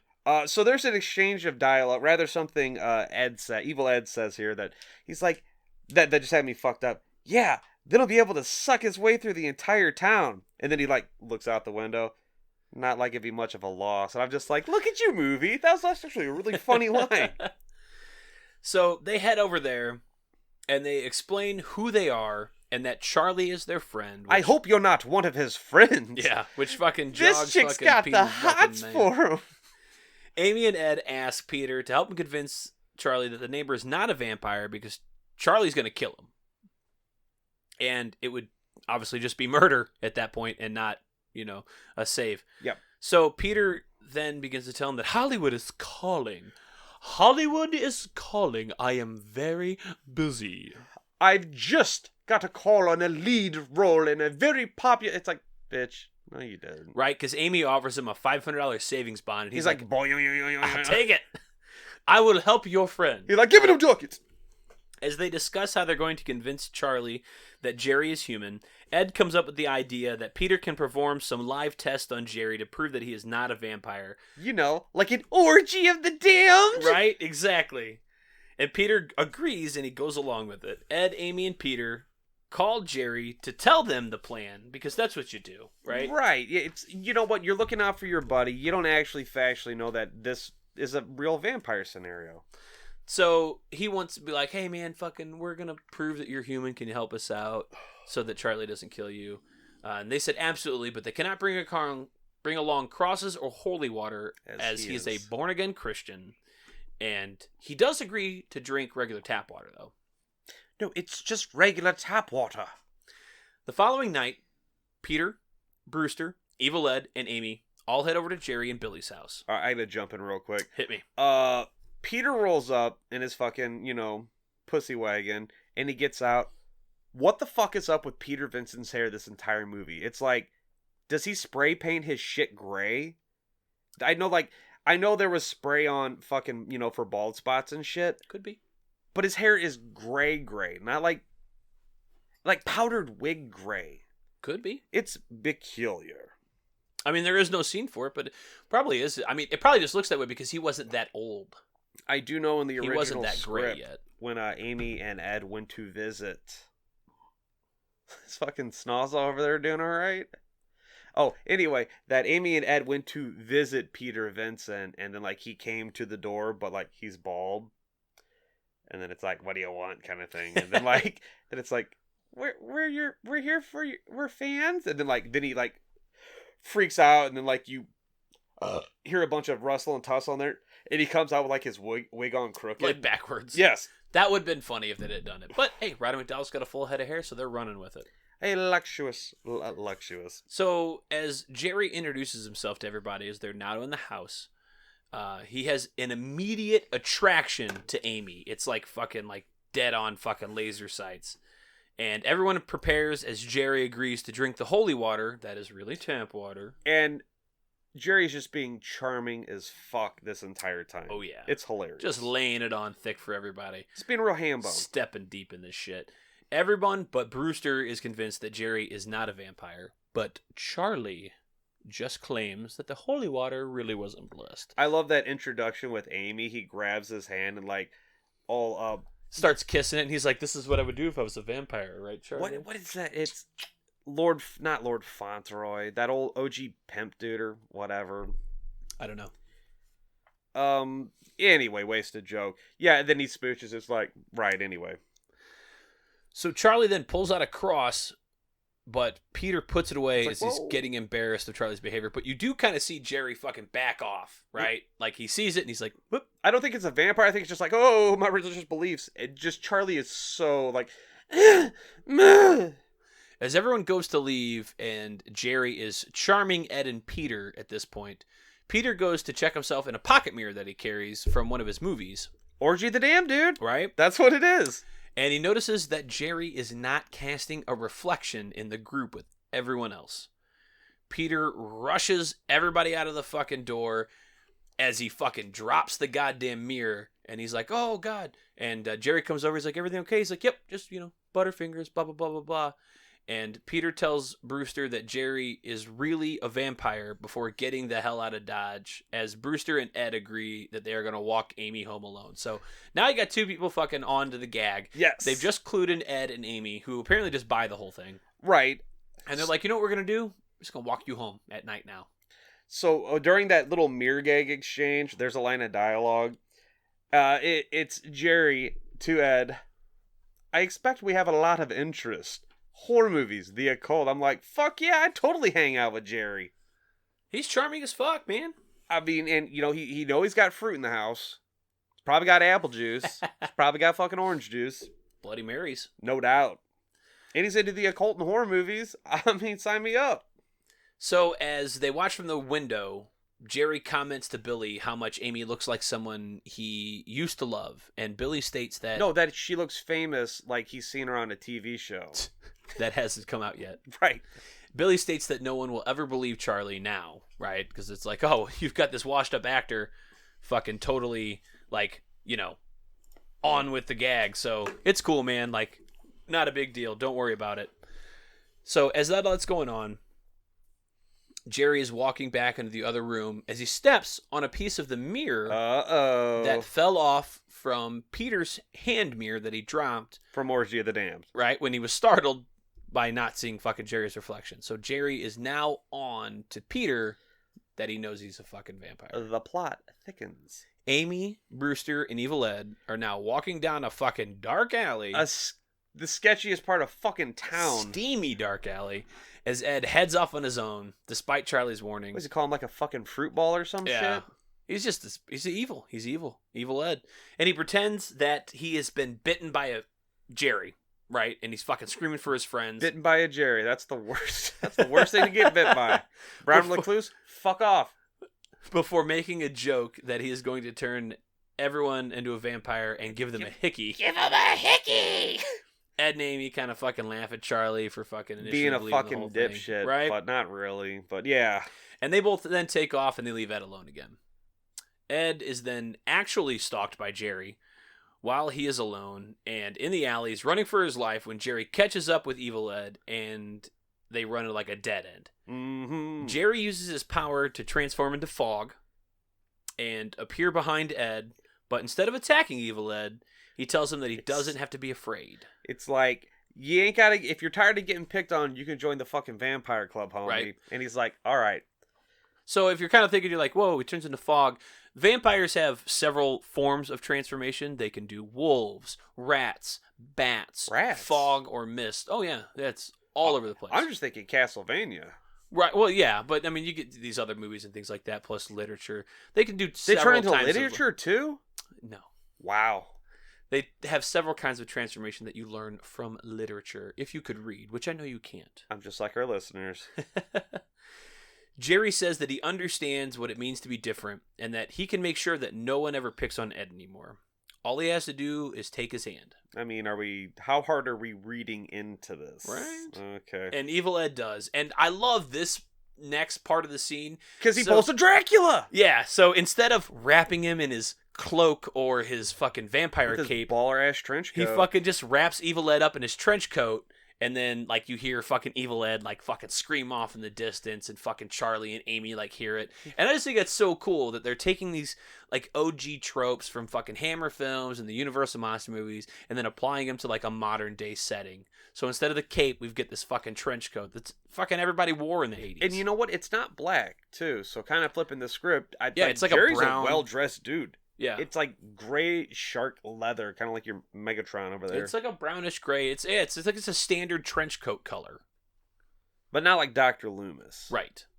It's not So cool. I just think it's really neat that they take the time to do that kind of shit. Meanwhile, And like when he goes to flap it around, he does like the full arm flap. It's fun. They have some fun with it. Meanwhile, Amy and Brewster hear Ed scream off in the distance, followed up by this like supernatural explosion, which is kind of weird, and it makes them run down the street. That supernatural explosion is him tearing out the fuse box kind of thing. Remember they walk past it and it's like some Resident Evil shit? But that would be right in front of them. They would have probably seen that. And the lights went out behind him as well. No, he like threw a beer can. Huh? And then flicked the beer bottle cap. It's like, what was that? And then he fucking ripped it out. Right. So they run down the street to a nightclub as Jerry just fucking casually it's a chases them. discoteca. A discotheque. It's Club Noir from fucking The Punisher. They the two of them sneak into the nightclub through like the back like kitchen area. While across town at the same time we have Evil Ed knocking oh my god, I on love this. Peter Vincent's apartment door. This guy needs to fucking move into like an apartment where they've got better security. Is there a fucking door, man? Right? Or just a buzzer like I didn't buzz you up. Don't or come just up a here. door, comma, man? Evil Ed tells Peter to let him in as he's being chased by a vampire, and Peter obliges. As Peter asks Ed what they should do, Ed shows Peter his neck, showcasing that Jerry has bitten him and turned him into a vampire. Evil Ed tells Peter that he used to admire him, but now he knows he's a fake, and he moves in to suck his blood. And this is when you get another one of those really cool transformation scenes with the really good special effects where Ed just fucking his eyes slowly turn like a yellowish red and his fucking fangs get bigger and bigger. Yeah, his teeth are jagged. I think he's probably the most ghoulish looking character in this film. Up until Amy, I would agree with you. Oh, yeah, boy. Peter arms himself with a cross and he puts it on Evil Ed's forehead, burning him and branding like an X shape right on his fucking head. Oh my god, so I'm watching the DVD and then like I get to the scene selection. You know what they call that scene? Peter gets cross with Evil Ed. Like, I can't even. That's the kind of shit we would write. I know, dude. That's a Stanley groaner, but even he's like, oh.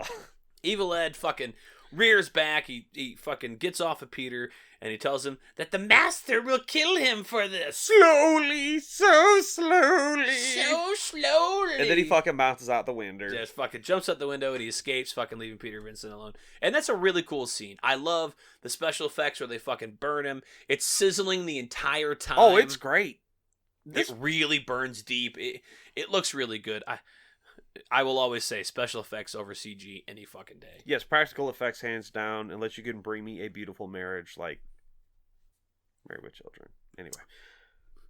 Back to the nightclub now. Amy tells Charlie that she is scared, and Charlie says he's going to call Peter Vincent for help because, you know, why not, right? He's so helpful earlier. Right. I mean, maybe he's channeling his war face. Right. We don't know. As Brewster is on the phone, Amy spots Jerry across the club dance floor and is drawn to him like she is in a trance. What really happens is Jerry pulls his dick out and swings it back and forth like a metronome, and then fucking the big dick energy gets Amy hypnotized, and she comes out, and then they start fucking They go to freak dance. dancing, Yeah. dude. So Jerry and Amy begin to fucking dance as Amy just like further falls into this fucking trance for Jerry. That big dick energy, that's what Right? it is. Charlie sees all this shit and he tries to interrupt it.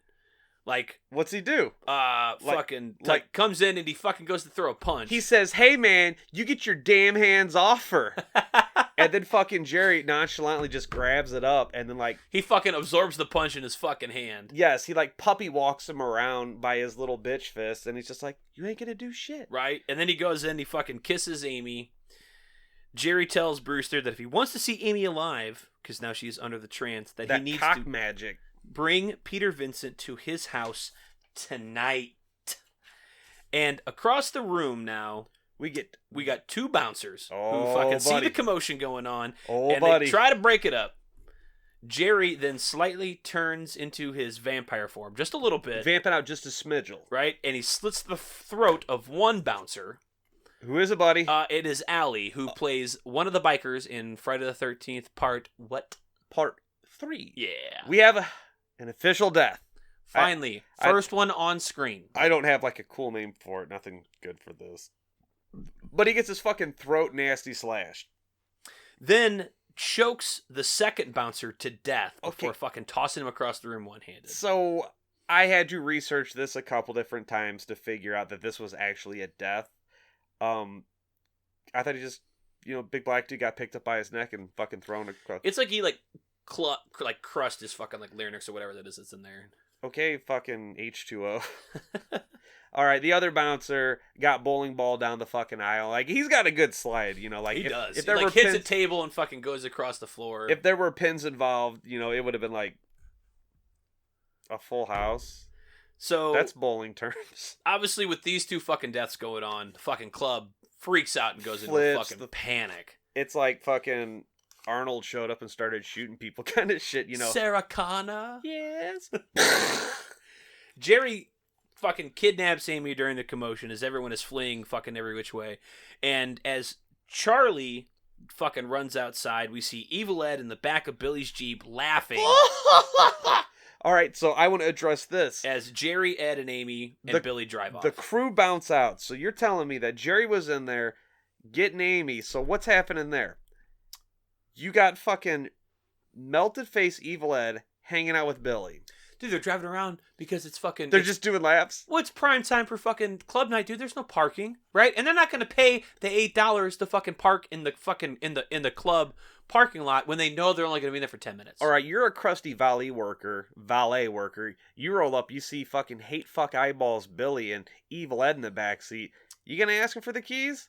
Exactly. That's what I'm saying. But they're also, hey, they're vampires, right? They're werewolves, not swear wolves. They're not here to break the rules, okay? They're just driving around. They're like, look, we want to murder people, but we don't want to rip off the club, right? This is a local promoter. He's trying to just provide a business. You don't and shit a where you community eat. service, right? They just want to kidnap the girl. So they're not going to waste the $8 to park, but they're also not going to fight some fucking bouncers. They don't want to flex nuts. They're just like, you know what we're going to do? We're just going to do laps around the block. Them nugular flexes. Right? You've been dropped off one time or two. You're like, all right, go inside and get your buddy. I'll meet you back out here. All right. Well, when your buddy backs around the fucking corner, you're not there. What's he do? He goes back around again and around again, 3 or 4 times until you come out to the fucking door with your buddy or your girl or whatever you are that's rescuing. Vampires. So that's what they are doing. They're just fucking going around and around the fucking block. They're being good, concerning local citizens. Also, at the same time, they're committing murders.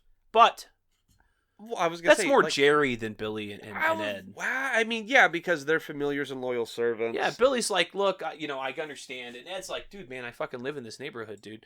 I don't want to like fucking, like you said, shit where you eat. You don't kind shit of where thing. you eat. Yeah, it's a popular nightclub. You'd be picking up some drunk folk and shit like that. So they just take it and they drive off. So now we're like an hour into the movie. We've got about 30 minutes left, and it's been a little slow at this point as far as action and things like that. We did just see our first 2 kills finally on screen, but we've just gotten a lot of characters being introduced. Not a ton, but just a little handful, and you get a little backstory in each one. So now this is really when it starts to pick up. So Brewster heads over to Peter Vincent's apartment to tell him what has all transpired at this point, and then he needs him to come to Jerry's house, but Peter is fucking packing his ass, and he's leaving town. I mean, shit, dude, you just had Evil Ed come up and, fucking ruckus up your apartment. Right? Fuck your day up. You seen some shit. Peter tells Brewster that he is scared, and that Peter Vincent is just a character that he plays, and that he tells him no, he's not going to go. I was kind of waiting for a, if that's even your real name kind of thing. Meanwhile, as all this is taking place, Amy wakes up at Jerry's house on the floor. Oh, boy. In this, like, sex dungeon room that he's got. It's not like a dungeon. It's like an offshoot, like, with a fireplace and, like, a bear rug. It's got that fuck rug. And she's dressed in this, like, white gown. Kind of a Marilyn Monroe-ish situation. As Jerry then begins to put the moves on her. Like they're about to make love. They're going to play suck and fuck in front of that fireplace. Jerry then bites Amy on the neck and begins to turn her into a vampire bride. And I'm starting to turn into a fucking boner here because that was real hot. Now, while this is going on, when Amy's coming to, she's kind of looking around the room. There's the, and then, yes, Jeff is the only person that can see this picture.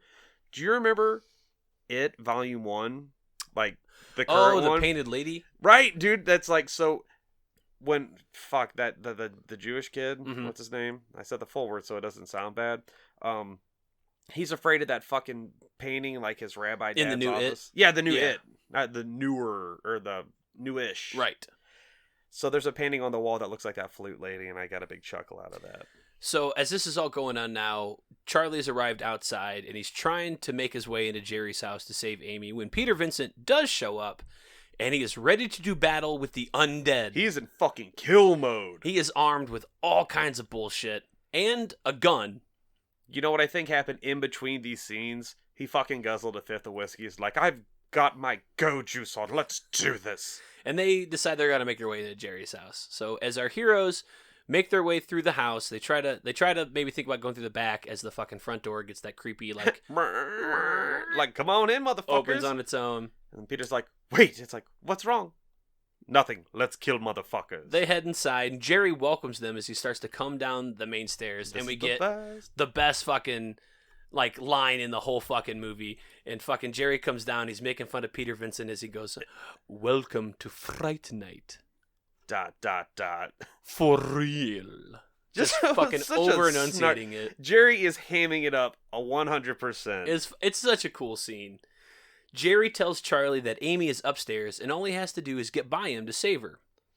Peter tells Jerry to stay back as he flashes a fucking large cross at him. That crucifix, it's like... Right? But Jerry laughs and he crushes it with his fucking bare hands. He's like, you have to have faith. And then fucking Peter's like, duh. Then fucking Brewster pops his crucifix up. And then Jerry's like, oh shit, retreat. So Jerry fucking makes his way back to retreat as Billy sneaks up and he fucking knocks Brewster out off the fucking stairs. Clobbers him the fuck off the steps, and dude. Peter just like, fuck it. He's losing his shit. And I love it. This is the whole scene. And this is kind of why I'm speculating. Like, is this a master familiar thing? Or maybe those guys be banging on the side? Because Peter fucking just takes off. He's gone. He just fucking leaves it. And he heads over to Charlie's house. I love this. Peter tries to use the phone at Charlie's house, but realizes the phone lines have been cut, and he decides he wants to go upstairs to check on Charlie's mom, Judy. As Peter wakes up Judy, he sees that it's Evil Ed in bed in a shitty fucking Raggedy Ann wig. Verbatim, that's what I have. And they have this fucking crazy fucking dialogue that's really fun. I have this written down. All right, so like, this caught me off guard. Peter Vincent runs into this house he's never fucking been in and starts, screaming for this lady he's never met and runs up into a bedroom that he's never met. And if you've noticed earlier in the movie... He meets a lot of bedrooms. I'm he's Peter Vincent. Why wouldn't he, right? He'd be staking them vans. Vampire Slayer and Vag Slayer. Hold on, give me a second. That kind of got me off guard. But it is weird, right? He's like all of a sudden familiar with this fucking house. Right. So he runs upstairs and Peter's like, Mrs. Brewster, my God, the phone lines have been cut. And then Evil Ed fucking rolls around. He's like, I know, I did it. It's like, where's Charlie's mother? And then it's like, apparently she works nights. But she left a note. dinner's in the oven. And then he makes the best fake vamp, like some JC's haunted house bullshit noise. And then Peter's like, fuck this, I'm out. Like Scooby-Doo bongos. And he runs down the hall, and his old ass fucking smashes into this table. And then from the bedroom comes the wolf. So Evil Ed chases fucking Peter out of the room, and Peter crashes into the table and then into like the fucking wooden railing at the top of the stairs. And Evil Ed then transforms into a wolf. So he's not a werewolf, he's a vampire, and vampires can do this. They can do wolf form. He's not like a full-on fucking like werewolf, like American Werewolf in London kind of thing. He is a fucking actual like coyote fucking looking wolf. Yeah. And he fucking goes to run at Peter to fucking lunge and kill him. Brum. But Peter fucking grabs one of the broken pieces of wood from the railing, and he Impales stabs him, flips him over, he hits the chandelier. It is the best fucking cattywampus looking angle. Then Ed Wolf. Evil Ed fucking werewolf there. Regular wolf. Regular wolf, yeah. Wolf Ed fucking drops, and it's a puppet, but it's the best puppet because it does like this awkward crawl. And the whole time this is going on, they do this. And they're like, you can tell the effect. They're like pulling it like on a string off screen to kind of give it like a little jiggle. And it works, and I love it. And it's got that big ass fucking piece of stare, like stuck into his chest. In fucking paled. So as Ed is lying on the floor with the wooden rail still in his chest, he's transforming. He starts to transform back into a human, and it's fucking horrifying. Like, it's a really good like practical effect. Fucking gruesome. And he fucking ends up dying naked, alone. Well, did you catch that shit? And annoying. In the Metamorphosis, like, Wolf Ed hybrid is, like, reaching for Peter, and then, like, he's like, trying to fucking get redemption. Right, he's like, and this Peter, like, reaches for him, and then kind of just like, ew, fuck you. Yeah, I just realized you tried to kill me. This was one of the neat scenes, though, and I missed this the first time through. When Evil Ed does transform back, the X on his head slowly goes away, letting you know that he is fully transformed back into a human as he dies. This is a long, painful death scene, but the metamorphosis looks great, and oddly enough, this will be the first of many time Stephen Jeffries will be impaled by a giant wooden thing covered in ooze laying on the floor. So back at Jerry's house, Jerry... One last thing. Go ahead. Pretty much anytime in this movie, Evil Ed is antagonizing Peter Vincent, it's like my favorite part of the movie. Because it's the best, because their chemistry is so fucking Evil ridiculous. Ed has such a fucking shit, like, way about him. Like, you just, like I said earlier, you just love to hate him. And he's such a good prick. Yeah, he's a good, verbatim, yes. So, back at Jerry's house, Jerry carries Charlie's unconscious ass into the room where he's been keeping Amy, and he locks him in there, but he leaves a wooden stake. I love how he drops it, and it fucking, like, sticks in the ground. Yep. That's so cool. And he tells Brewster that he will need it just before dawn, as he sees that Amy has been turned into a vampire. Do you catch that look he gives him on the way out the door? It's like, by the way, player, I fuck your bitch. It's just like, damn. So meanwhile, Peter, back at Charlie's house, grabs the stake that he used to keep Evil Ed. Oh, that's so awkward. Did you see it? Like, he pulls it out and his body kind of... Yep. That's awesome. And he heads back over to Jerry's house to kick some ass and get back his only fan. Well, he looks at the house and it's like fucking Billy and Jerry left all the fog machines on. And it's just like eerily like ghosty. It's like a fucking cutscene Scooby-Doo from John Carpenter's The Fog. Right? They're like, oh, did you paint that in glow-in-the-dark paint? And did you, like, what's with all this fucking fog machines? Somebody turn down the dry ice, please. So, while that's going on, Peter eventually finds Charlie locked in that room. And Peter is officially in 100% fucking kill mode. Yep. The and games that could be played have been played. He busts him out of the locker room. He's like, it's fucking locked. He's like, Charlie, make up a bunch of noise. Make some noise. So I can fucking knock this motherfucker down and it doesn't seem too suspicious. So, kicked in the fucking door in the locker room and they check on Amy. And Jerry is down in the fucking basement. Cut to the crew in the basement. Fucking putting in some dirt in a fucking coffin. And he kind of like senses that some shit's going on. You know, I thought he was replanting a FICA. I thought that's what it was. I think one of the things, and that's what they don't touch on, but I guess they maybe like expect you to understand is that dirt from the homeland. Yeah, like vampires sleep in coffins and heal from dirt from the homeland kind of thing. That's how they travel. So if I just eat dirt from my old house, I'm good? You should try it. Like, I won't have all my mental defects? Right. Okay, worth a shot. Yep. So Jerry then kind of senses what's going on and realizes he's got to go upstairs to stop the duo there. Peter and Brewster run into Billy first. before Jerry gets there, and Peter warns Billy to back the fuck off. Stand the fuck back, because I got my heater, and you're going to get some lead poisoning. And he shoots him right in the fucking head. Okay. Like, point blank in the middle of the fucking forehead. Yes, that happens. So, like, he unloads on him. He empties his clip like a fucking Jeep. Not yet. So Billy then falls down the stairs. Oh, yes. And Jerry moves in to attack the two, but Brewster busts out that trusty cross from earlier, and Jerry fucking runs away again. You've been around for 800 fucking years. You think you'd learn a thing Right? or two? And now... Wait a minute. Hold up. Sorry. I'm getting off topic for a second. What if you're Jewish, dude? Do you, like, bust out your Star of fucking David and that has the same effect? Or, like, does it have to... I mean, like... I don't know. All right. Are Jewish vampires a thing? I don't know. Okay. And we're back. Maybe that's a movie you should keep to yourself, and then you can unleash it and make $1 billion. Well, that'll be the movie we talk about at the end of this movie. So while this is going on, you get a good camera shot of those two chasing Jerry away, and it's like looking down the stairs, and you see fucking Billy getting up. Yes, they're like, as he's not really dead, and they're completely oblivious.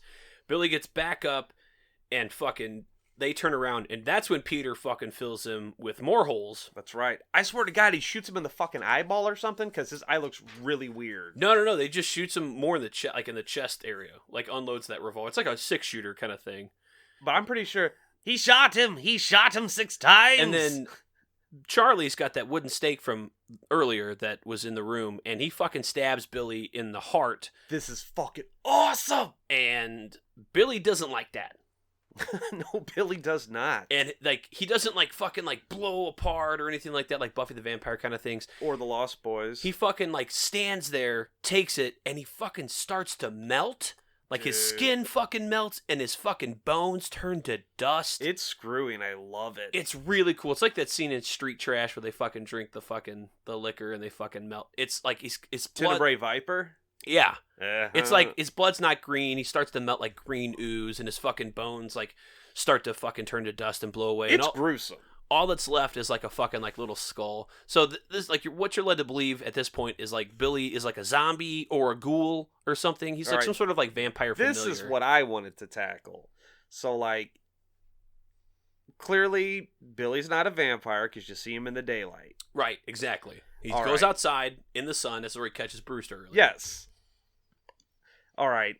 And then, so when I say zombie, I don't mean zombie like Romero zombie. I'm talking maybe an old kind of Haitian voodoo thing, but he's not brainwashed. Right. So, and then I guess that kind of leads us to the weird familiar, not Renfield, Renfield, right? Dracula kind of shit. I think that maybe Jerry had killed Billy previously at some point and then brought him back to life with some sort of vampire magic. Oh, shit. Is it his big dick vampire magic? Or is it more of a Blade thing? Remember in Blade, another kick-ass vampire movie, when they meet the doctor from the in the very beginning with the whole blood thing when old girl gets bit. So he becomes like a ghoul. He's like, oh, I can still talk, but I'm all ghouly and shit. And it's like when you you don't get a good... You don't empty the tank. You leave a little bit in there, and then they get all fucking... I don't know. Yeah, you don't get a good, reason as to why Billy can go out in the sun and why he is the way that he is. But clearly, he's not... He can take a bullet to the fucking brain, which, if he was a zombie... Corpse mode. Would have stopped him. Corpse mode. Right. So, something else is going on, but the stake to the heart does stop him. Ghoul. Oh, I would say ghoul. Oh, shit. Death number 6. Evil Ed. Sorry, a little late. Stake through the heart, and you're to blame.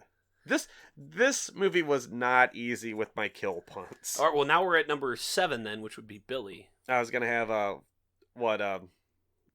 yeah, I left it to think on the fly. Good idea. Hold up, let me get some brain time. I can be real quick. I'll think of a good one. Good help is hard to find. There you go, Billy Cole. So Brewster and Peter go to check on Amy now and see that she is deep in her transformation. Jerry from elsewhere commands her with his vampire powers to awake and kill Charlie and Peter. Awake. Peter locks Amy in the room as Charlie goes to look for Jerry. Jerry instead finds these two. He crashes through this giant fucking stained glass window that overlooks the fucking stairs. and he attacks Peter. Peter holds Jerry off with his cross that he's now got fucking true faith, and dawn then fucking starts to come. That's right. Through the window, and as the sun begins to shine and rise through the large window that Jerry just fucking smashed. All the alarm clocks go off too. He transforms. Yeah, there's a ton of fucking clocks in there. It's like the TikTok to bar in like let St. him know Louis. that like fucking dawn has arrived, and which is like, dude, how do you Dawn? I didn't hear that how character. do you set those? Because like the sun. That's what rises, Billy did, man. That was his thing every day, was to move it like an extra 3 minutes back and forth. Right. I mean, as yeah. the seasons change. You know what he was? He was a clock master. That's a whole thing we don't even fucking know about. That's some Castlevania shit. Jerry transforms now as the sun is coming up into a large bat. And this is really interesting as far as the movie goes, because this was originally the monstrous form for the librarian in the original Ghostbusters movie, but they felt that it was too scary.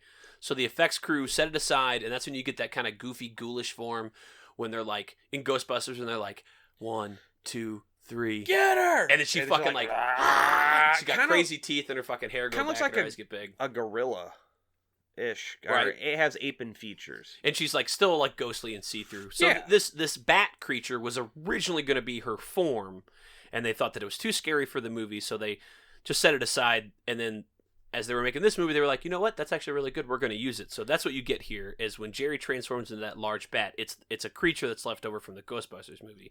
He then attacks Peter. Okay. Peter grabs the bat, and they're fucking wrestling with each other, and he fucking holds it up into the sunlight where it gets fucking burned. He grabs one of fucking Billy's bones and jams it as its mouth as it's about ready to take a bite out of him. Then Yeah. he hoists it up to the sun. It's a good fucking fight scene. All right, so... And he gets burnt by the sun, and then he fucking flies off into the basement of the Do house. you have it in your notes? Because I do. So... Charlie jumps in to give fucking Peter a hand, and you know what Jerry's vampire bat form does? Bites his motherfucking arm. God, it's like if they made a sequel to this movie, that might pay off or something. No, because that doesn't come back at any point. Anyway. Plus, he was just biting him in defense. I don't think he was like trying to suck his blood. Dude, I don't know, man. I think any protocol, if a zombie sneezes on you, you turn into a zombie or whatever. I get, so only from what I can recall at this particular moment, there's only one movie that I can think of where you can get bitten elsewhere and turn into a vampire, and that's the Jim Carrey Once Bitten movie, where he gets bitten in the thigh, but he doesn't turn. He gets bitten. He has to be bitten like 3 or 4 times on his thigh near his dick before he's going to transform. Dying on a hill for that fucking movie. I'm just saying. But Blade 3, Parker Posey had a vampire pussy, apparently. I don't really think that was actually a thing, because he said her fangs were in her vagina, but they were clearly in her mouth as well. Okay, I'm shifting gears real quick. There's a scene of Blade 3. I think it's a deleted scene. It's like deleted. No, he's like, but her fangs were in her vagina. No, like when Parker Posey and Triple H show up and they talk to like the security guard, it's just like, hi, we're here to fuck your whole day up. And then just like your fucking vampire squad rolls up. That's awesome. I fucking love Blade 3. Said the only person on the planet that's defending Blade 3 ever. And we're back. Peter and Brewster quickly follow Jerry, and they look for Jerry's coffin, as they assume he's probably in there, as Amy then makes her way down into the basement and finds Charlie. Amy tries to trick Charlie that, like, you left me and I got turned into a vampire, as she moves in for the kill with these fucking huge. So she fronts to Brewster like, eh. Then he pulls a cross on her, like, wham. Then she flips around, she's covering her face. Then she pulls out, hold up, I actually have a specific thing for those. Shark teeth. Oh, yeah. So when she shows up, she has long red hair, which she has never had in this entire movie. It's actually been steadily growing. If you look at the different scenes as she's laying on the ground, stuff like that, her hair has been steadily growing. I was going to say, because the movie starts out with Amy having popple hair, and that's a callback. It is that way until she gets bitten. Yeah, and then she grows fucking double D tits. Yeah, and long hair. Yes. I think it's like she's maybe transforming into whatever the picture was that Jerry had, which was probably his original vampire bride. His OG hoe. But this scene, when she turns around with her Jaws mouth, is the most terrifying scene of not only this movie. You didn't see it coming. It's probably one of the top 10 scariest fucking like monsters on screen. This thing, and it's not there for very long, but man, is it terrifying. Even to this day, it is still very fucking unsettling. I love this practical effect. It is so cool. She is so just terrifying looking. There's just no good word to fucking describe it. It's fucking so eerie and disgusting and awesome all at the fucking same time. And this is fucking 1985. I love this scene. I have Amy turns around to reveals her Violator from Spawn mouth and 110 Marcy Darcy's and goes ham all over the fuck on Charlie. She is fucking crazy. And she's got these huge red eyes and this mouth is both... is this the same year as Return of the Living Dead? Yeah. Okay, because the Quigs does the same shit. Do you think that's... Hers isn't as good, though. No. It looks like she's got 8 double chins and a bunch of spooky teeth. I mean, clearly this is the better special effect. And the neat part about that special effect was that they, at this point, ran out of money. And Tom Holland told the special effects guys, like, look, this is the effect I'm looking for. He's like, all right, I'm going to go make like a shark mouth kind of thing. We don't have any money. I'll do it over the weekend. We'll put it back. He's like, it's not going to be great. Don't focus on it too much. Yeah, like have it happen in the background. Kind of thing. Because it's not going to be great looking. But 35 years later, this fucking thing is still terrifying. It holds and up. This is the goddamn artwork on almost every fucking my poster, God, right, yeah. DVD, Blu-ray. It's that ghostly fucking visage. It's like over fucking Jerry and fucking Charlie's fucking house. It's so cool. It is...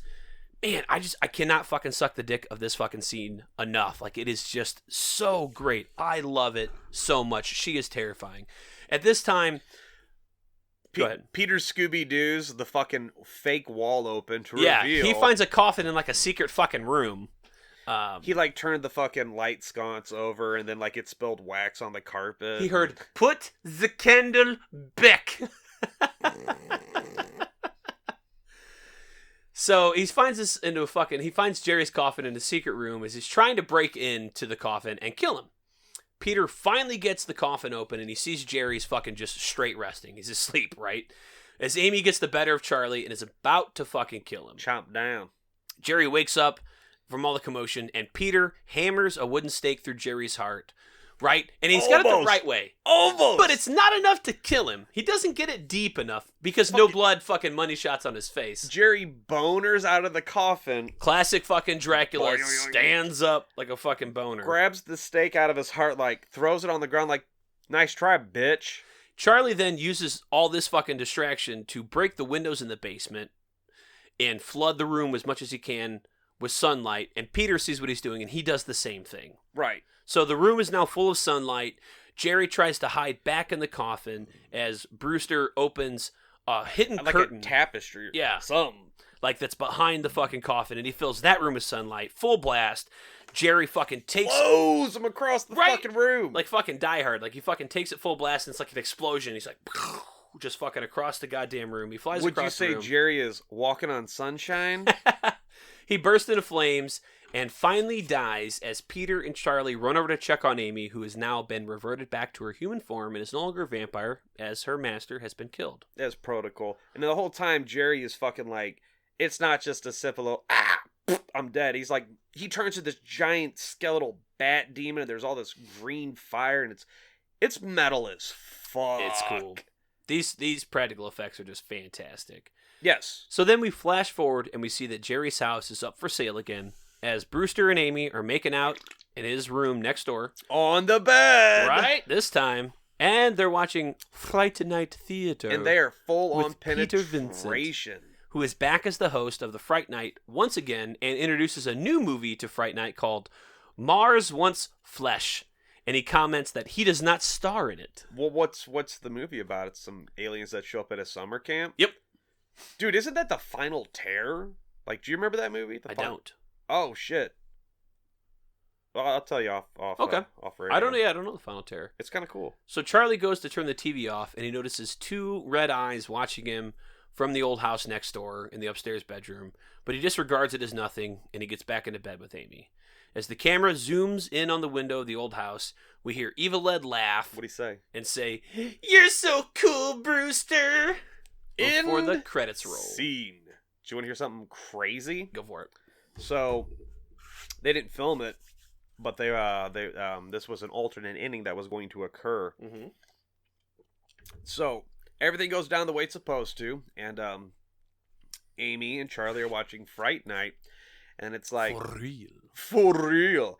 And then Peter Vincent's on camera, and he goes, "Yes, Charlie, because we wouldn't want to see any real vampires anymore." And then he turns into a fucking vampire. Oh, that'd be kind of cool. Kind of like The Howling.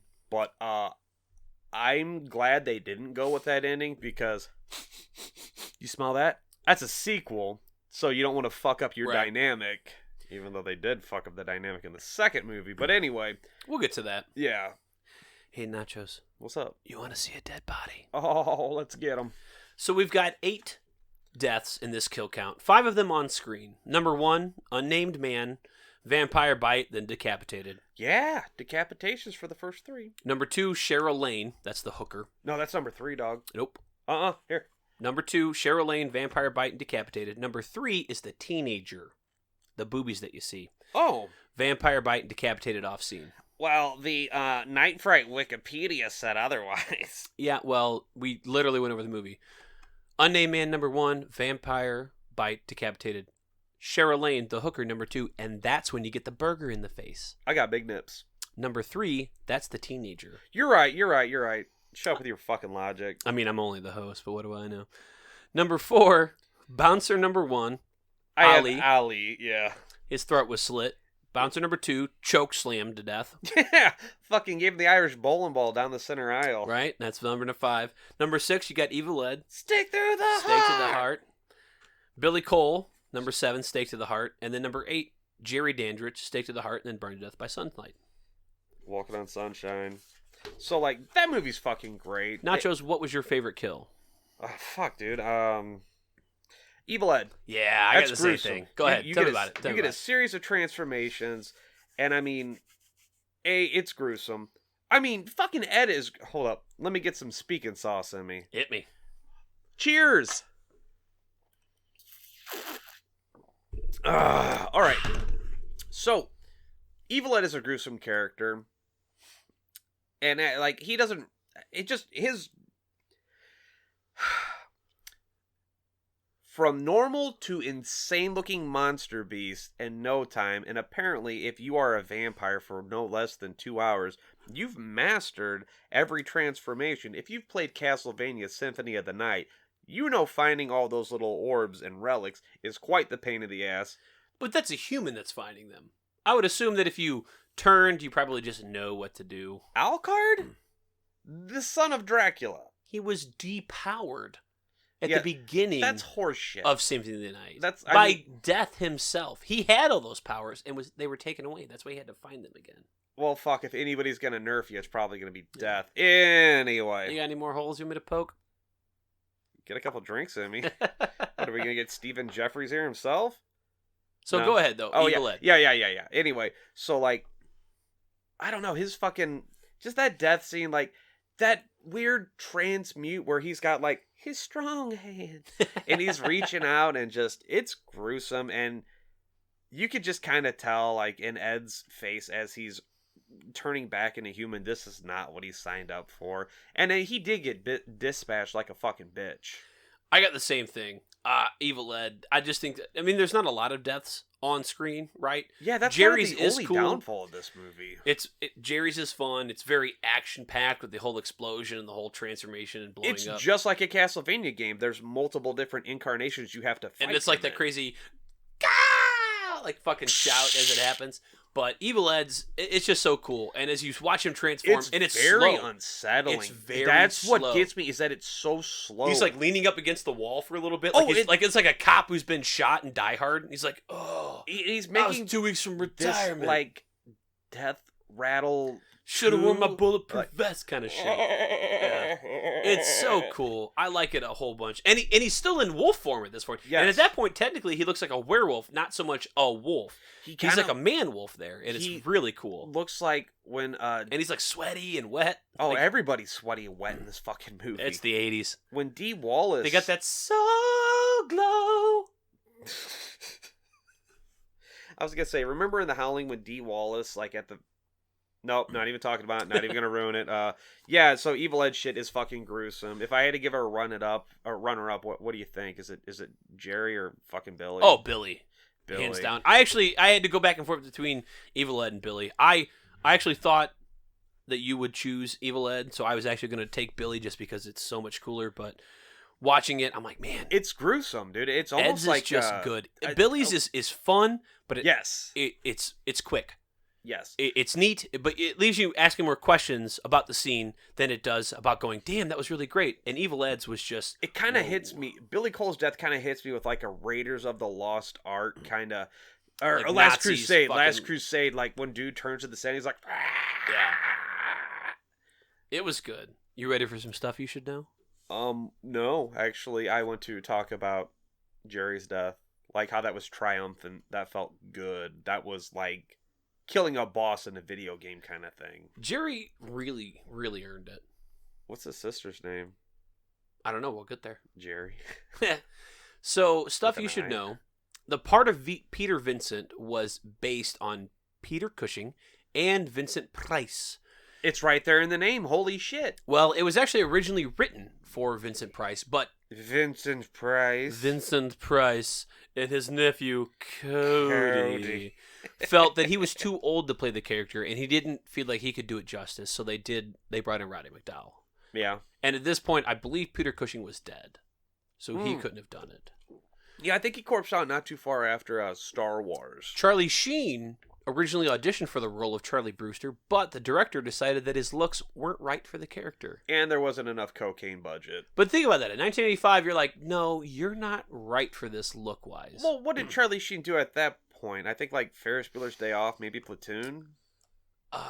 You know what? I couldn't tell you when Platoon was. But Yeah, yeah. I don't know. It's 85. That's got to be somewhere in the middle. I think it's yeah. I think he had already had his started his stardom because he was What was his first movie? It was like when he did Oh my Ferris god, Bueller's. I think it was like a favor sort of thing. is it The Wraith? I don't know. I think that's later on. Whatever. Anyway, So frustrated that they'd never been asked to do DVD extras, which we bitched about earlier. nonstop. Always gonna bitch All about the it. principal cast members, except for Amanda Beers, who was unavailable at the time, recorded 2 pirate commentaries for this website where you could download these commentaries and then play them on your computer. Like queue 'em up. while you fucking watch the movie. Yeah, like fucking like Dark Side of the fucking Rainbow kind of shit. Moon. Well, Dark Side of the Moon is the album. Dark Side of the Rainbow with Wizard of Oz. Ooh, class is in session because I just got fucking schooled. Right?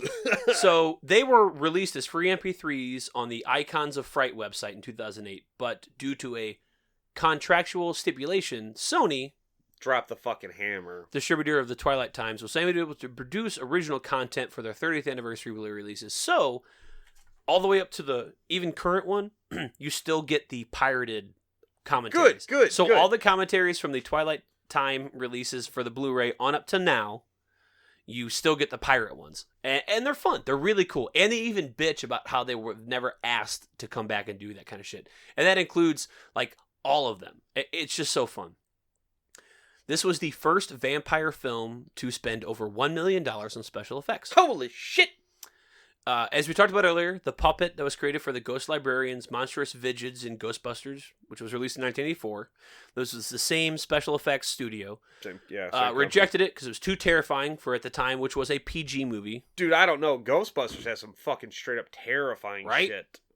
So when the crew went to work on the film, they realized that this rejected model kind of resembled a vampire bat, so they decided instead of creating one, they would just use it. Yeah, tweak it, dude. You're good. Yep. And they made 2 of them based off the original, and they blew up the original by accident in the fiery destruction and kept the remake. This film was filmed on the same Disney backlot as The Burbs. The Burbs. I was gonna say Monster Squad. Is that fucking? Well, I don't know if it's Monster Squad. I don't know. Could be, but this was definitely filmed on the same Disney studio backlot as The Burbs.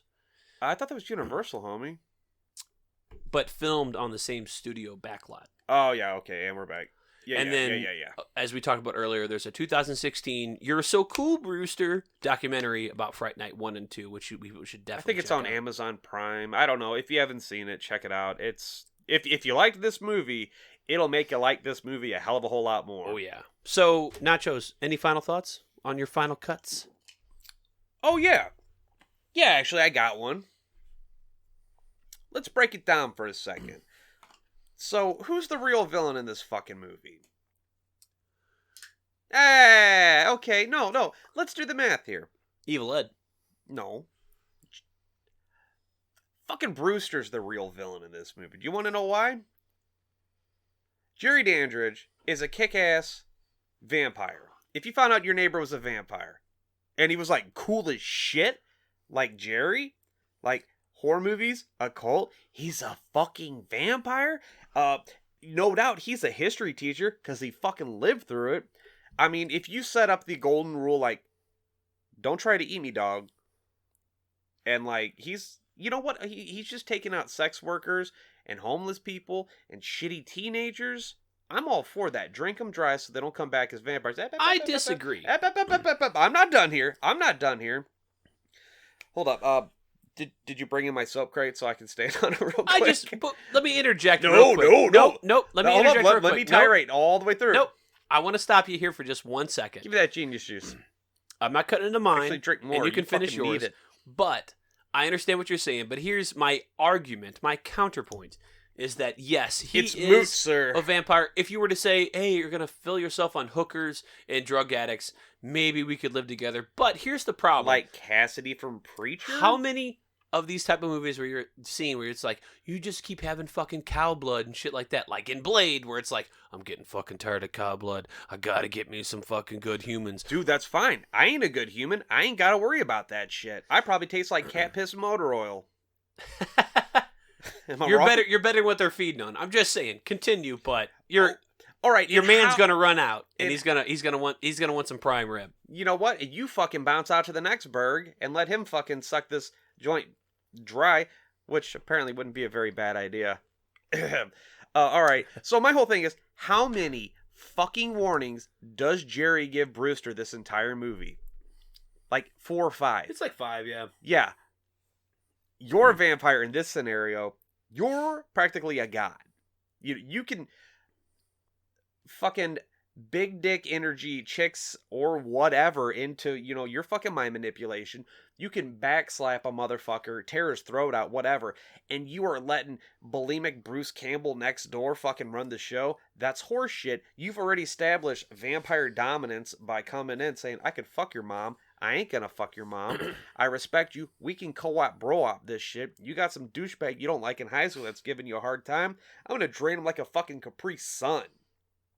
Anyway, Charlie's the fucking asshole here, because at no point was he after Amy until Charlie started acting like a piece of shit douchebag bad neighbor. You know what Charlie didn't do? Bring him a fucking cake. Well, That's bad. That's unneighborly. Because Jerry would have brought him an apple if Jerry would have cobbler. saw Amy, because he would have fallen for her either way, because you get that whole connection with the painting, and he talks about it a little bit later, about how she looks like somebody that he had been with but before. she clearly didn't, and I'm taking a jab at the movie on this. But Jerry actually says, looks just like her, doesn't it? So you know Like a what? ghost. At some point, Amy was going to get sick of Charlie's shit and dump his ass, and then... We don't know that. Charlie only got distracted by fucking coffin-carrying villains and fucking dead hookers missing their Whoa, heads. watch how you're throwing that fucking word around. Villains? It's our word. Yeah, don't be a stickly McStifferson. So your final thoughts, sir? Oh, dude, I think they could probably remake this movie at least 3 different times. Just kidding. No, if I gave it, I'll give it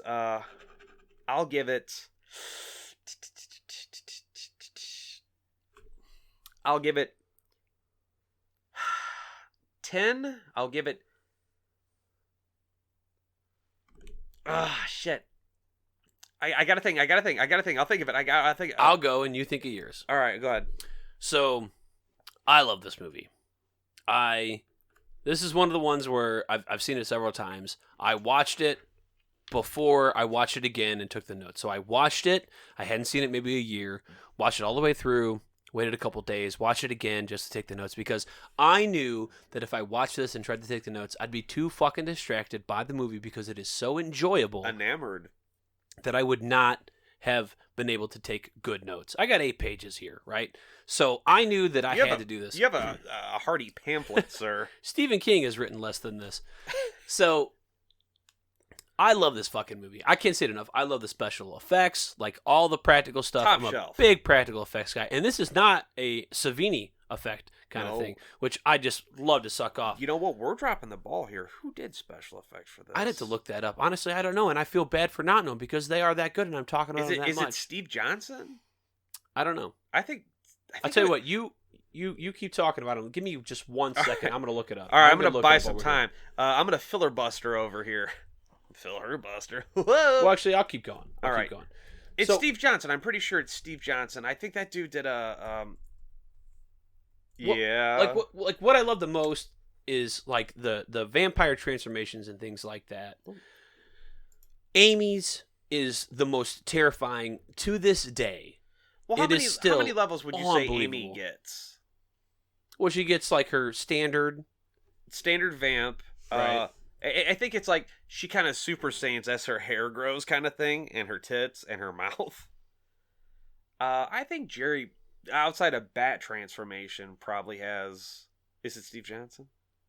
I actually cannot find it. At least not through a basic Google search. We'll have to dive deep into that one day. We'll have to do like an episode of special. Yeah, you know what? That's our introspective. Right? But to bring it back, it has some of the best that I've ever seen, like for practicals, especially in the mid to early 80s.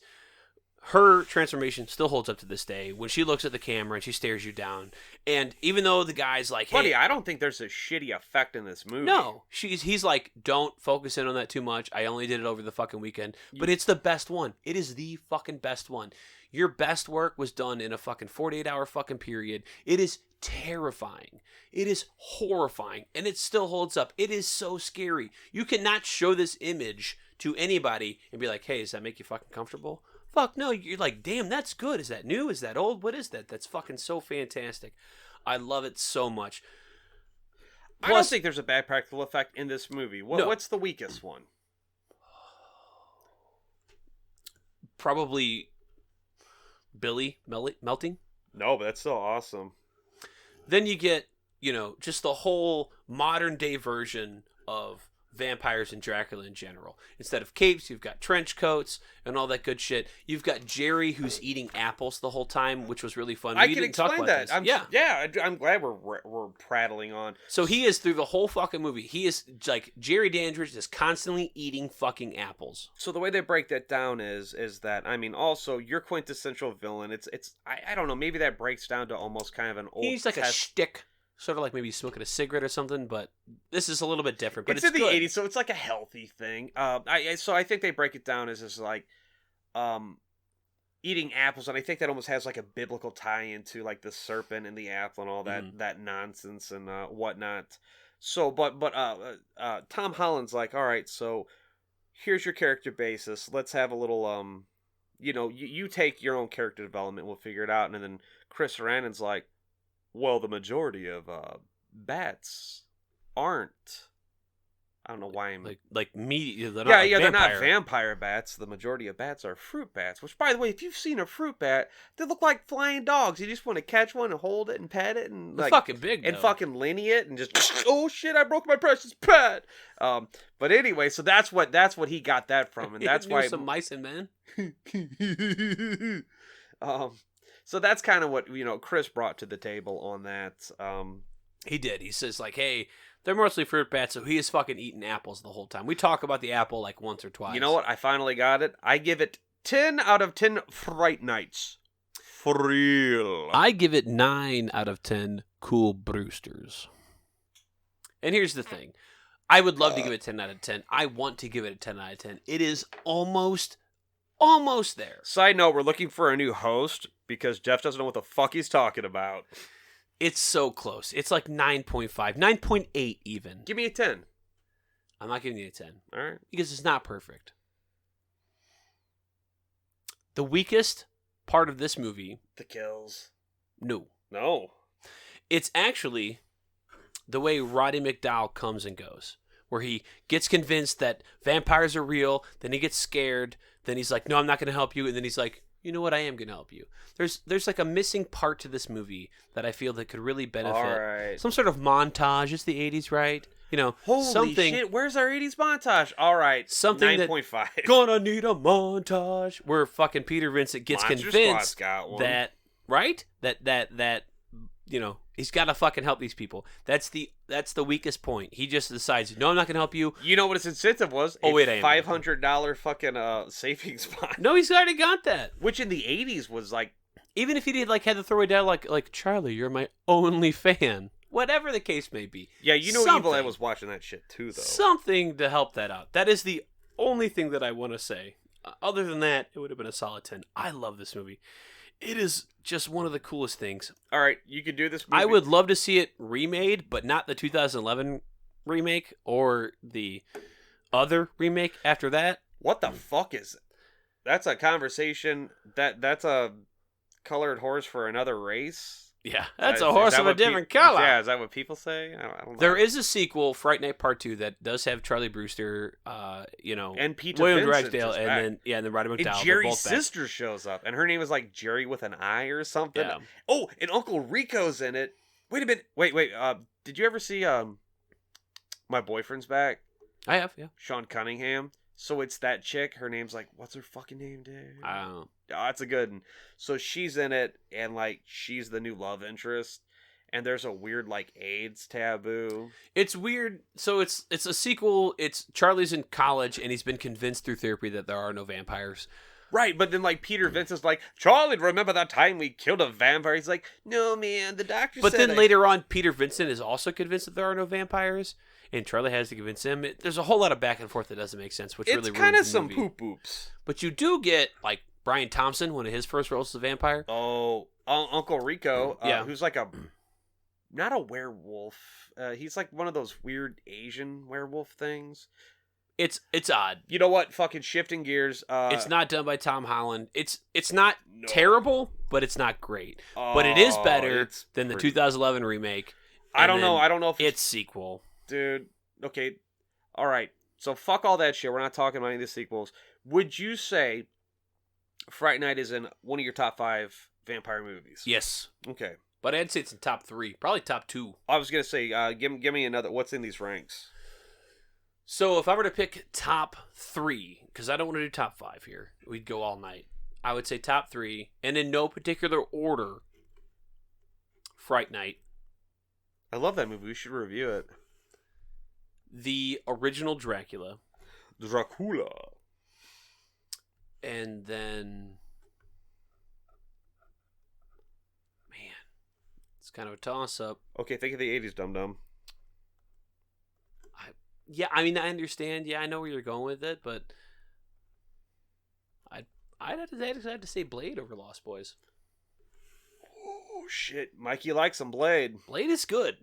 Blade is a fun vampire movie. It is not a horror movie. It is a comic book movie. But damn, is it graphic and it's bloody. You should like take your glasses and actually slide them up through your fucking like bridge of your nose. Hit me. Top 3. Go. Dude. All right, so straight up Blade, Trinity, the best movie ever made. No, okay, so Blade, fucking Fright Night, and I feel like I'm missing an easy one, not a popular one, an easy one. For me, it's hard not to love the original Dracula with the whole line with, "I never drink wine." What about Near Dark? Your Dark's good. Okay, I haven't seen it forever, but I'm just. I mean, shit Night. curious. What is it? Not Night Flyer, but no, it is Night Flyer. Night Flyer, the Stephen King one. That's a fucking crazy vampire. Yeah, one. that's a Mick Garris TV movie. That is not a TV movie. That is not a TV movie. All right, let's talk about the motherfucking soundtrack, dog. All right, before we head out, Dude. soundtrack. This thing is intense. So like, oh, shit. You can't play it on your phone, otherwise it won't make sense. I know, like, so there's like 4 big songs. As soon as I say it, I was driving around listening to it today, dude.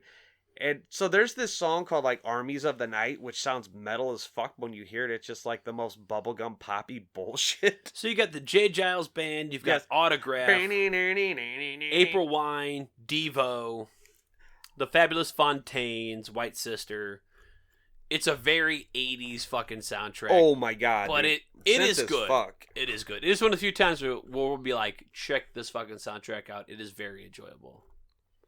Well, I mean, do we wrap it on that, or do we plug something else? That's or? all I've got, buddy. Other than that, definitely want to say, check us out on Podbean, as we normally host our stuff, iTunes, Google Play, Stitcher, Spreaker, any place that you fucking get your podcasts, you can fucking find us. Also, we want to talk about Destroy the Brain. Oh, Destroy the Brain. It's a local St. Louis kind of I think it's like a whole full blown it's like a media conglomerate website. Yeah, so they have a podcast. Which is we have to talk about horror, or let's talk about horror. We need to talk about horror. I love we're doing such a good job of plugging 8 different people's shit without actually hitting the one we need. We need to talk about horror. That's what it is. There it is. And dude, so they do the fucking late night grindhouse, which if you've never been, I think they're at the Despairs. They used to do them at the High Point. Yeah, then they got back in the day. Then the fucking High Point got too snooty for their own good. Right. And then they were doing it at the Moolah, which was fucking baller because do the Moolah. But then was fun. I don't know. I don't know the deets. None of my business. But I know, I'm pretty sure they're doing them now at the Despairs next to the Trader Joe's, all the way off, I think, off of Manchester Road, up in St. Louis. In Despairs, yeah. Desperez? No, Despairs. Sure. You seen that river? It's fucking Despairs. It's fucking no bueno, dude. Get out. Right. Get the fuck out. All right, all right. Almost done. Dude, their shit's good, and if you guys got a problem with any of the shit we talk about... Yeah, if you guys got a fucking issue, you don't like what we got to fucking say, where can you find us? Yeah, big toughies. So, I think this... On the 13th of October. October 13th. It ain't no Friday, you lucky ducks. It's a Sunday. In Bevel, a.k.a. Bell Vegas, Smellinois, Illinois, we're going to be at the Skyview Drive-In. They're having a horror movie marathon. It's their Slash Fest. Dude. Which is their last run of movies before they close down for the season. They host 2 types of movies on each screen. They have a PG section and a R-rated section. On the PG section, I think they have Paranorman, Addams Family Values, and then always the Rocky Horror Picture Show. And then Rocky Horror Picture Show. There. But on the big dog screen, they got fucking Night of the Demons, the 1980 something or other movie. They got motherfucking Creep Show. And The Blob. 1986 or 7's Kurt Russell, The Blob. That is such a good Blob. I think it's going to run you $10 to sit in your fucking car, get some fucking lawn furniture out, grab a cooler, strap your buddy to a chair, sit the fuck down, have a good time. And if you can find us in the wild, maybe I'll give you $1, I'll punch you in the dick, or I'll have an airplane bottle. That's for crazy you. I don't to me. know. So I can see The Blob, right? But Night of the Demons, there's a lot going on in that movie. That is thematically, I don't know if there's a theme. I don't give a fuck. I want to watch all these movies. It is so fun. So Nachos and I are definitely going to be there, so come find us.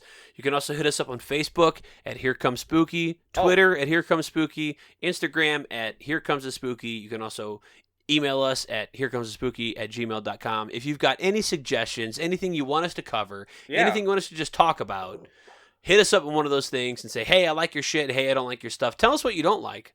We can fire each other. It's not a big deal. Or we can fucking cover something that you want us to fucking cover. Talk about what you want us to talk about. Let us know. You maybe buy us a beer or some shit for you come at us with a here Ghoulies 4. Yeah, this ain't horrible horror, man. We can't be doing that shit. Right? Also check out Horrible Horror. Oh God, yes. Yes, what, you thought you were gonna get through an episode without us plugging Horrible Horror? Right? Because you are sadly mistaken. All right. So check us out next episode. And stay spooky. Next episode, come find us as we talk about silver bullets, wheelchairs, and how God hates suicides. Because they're pregnant.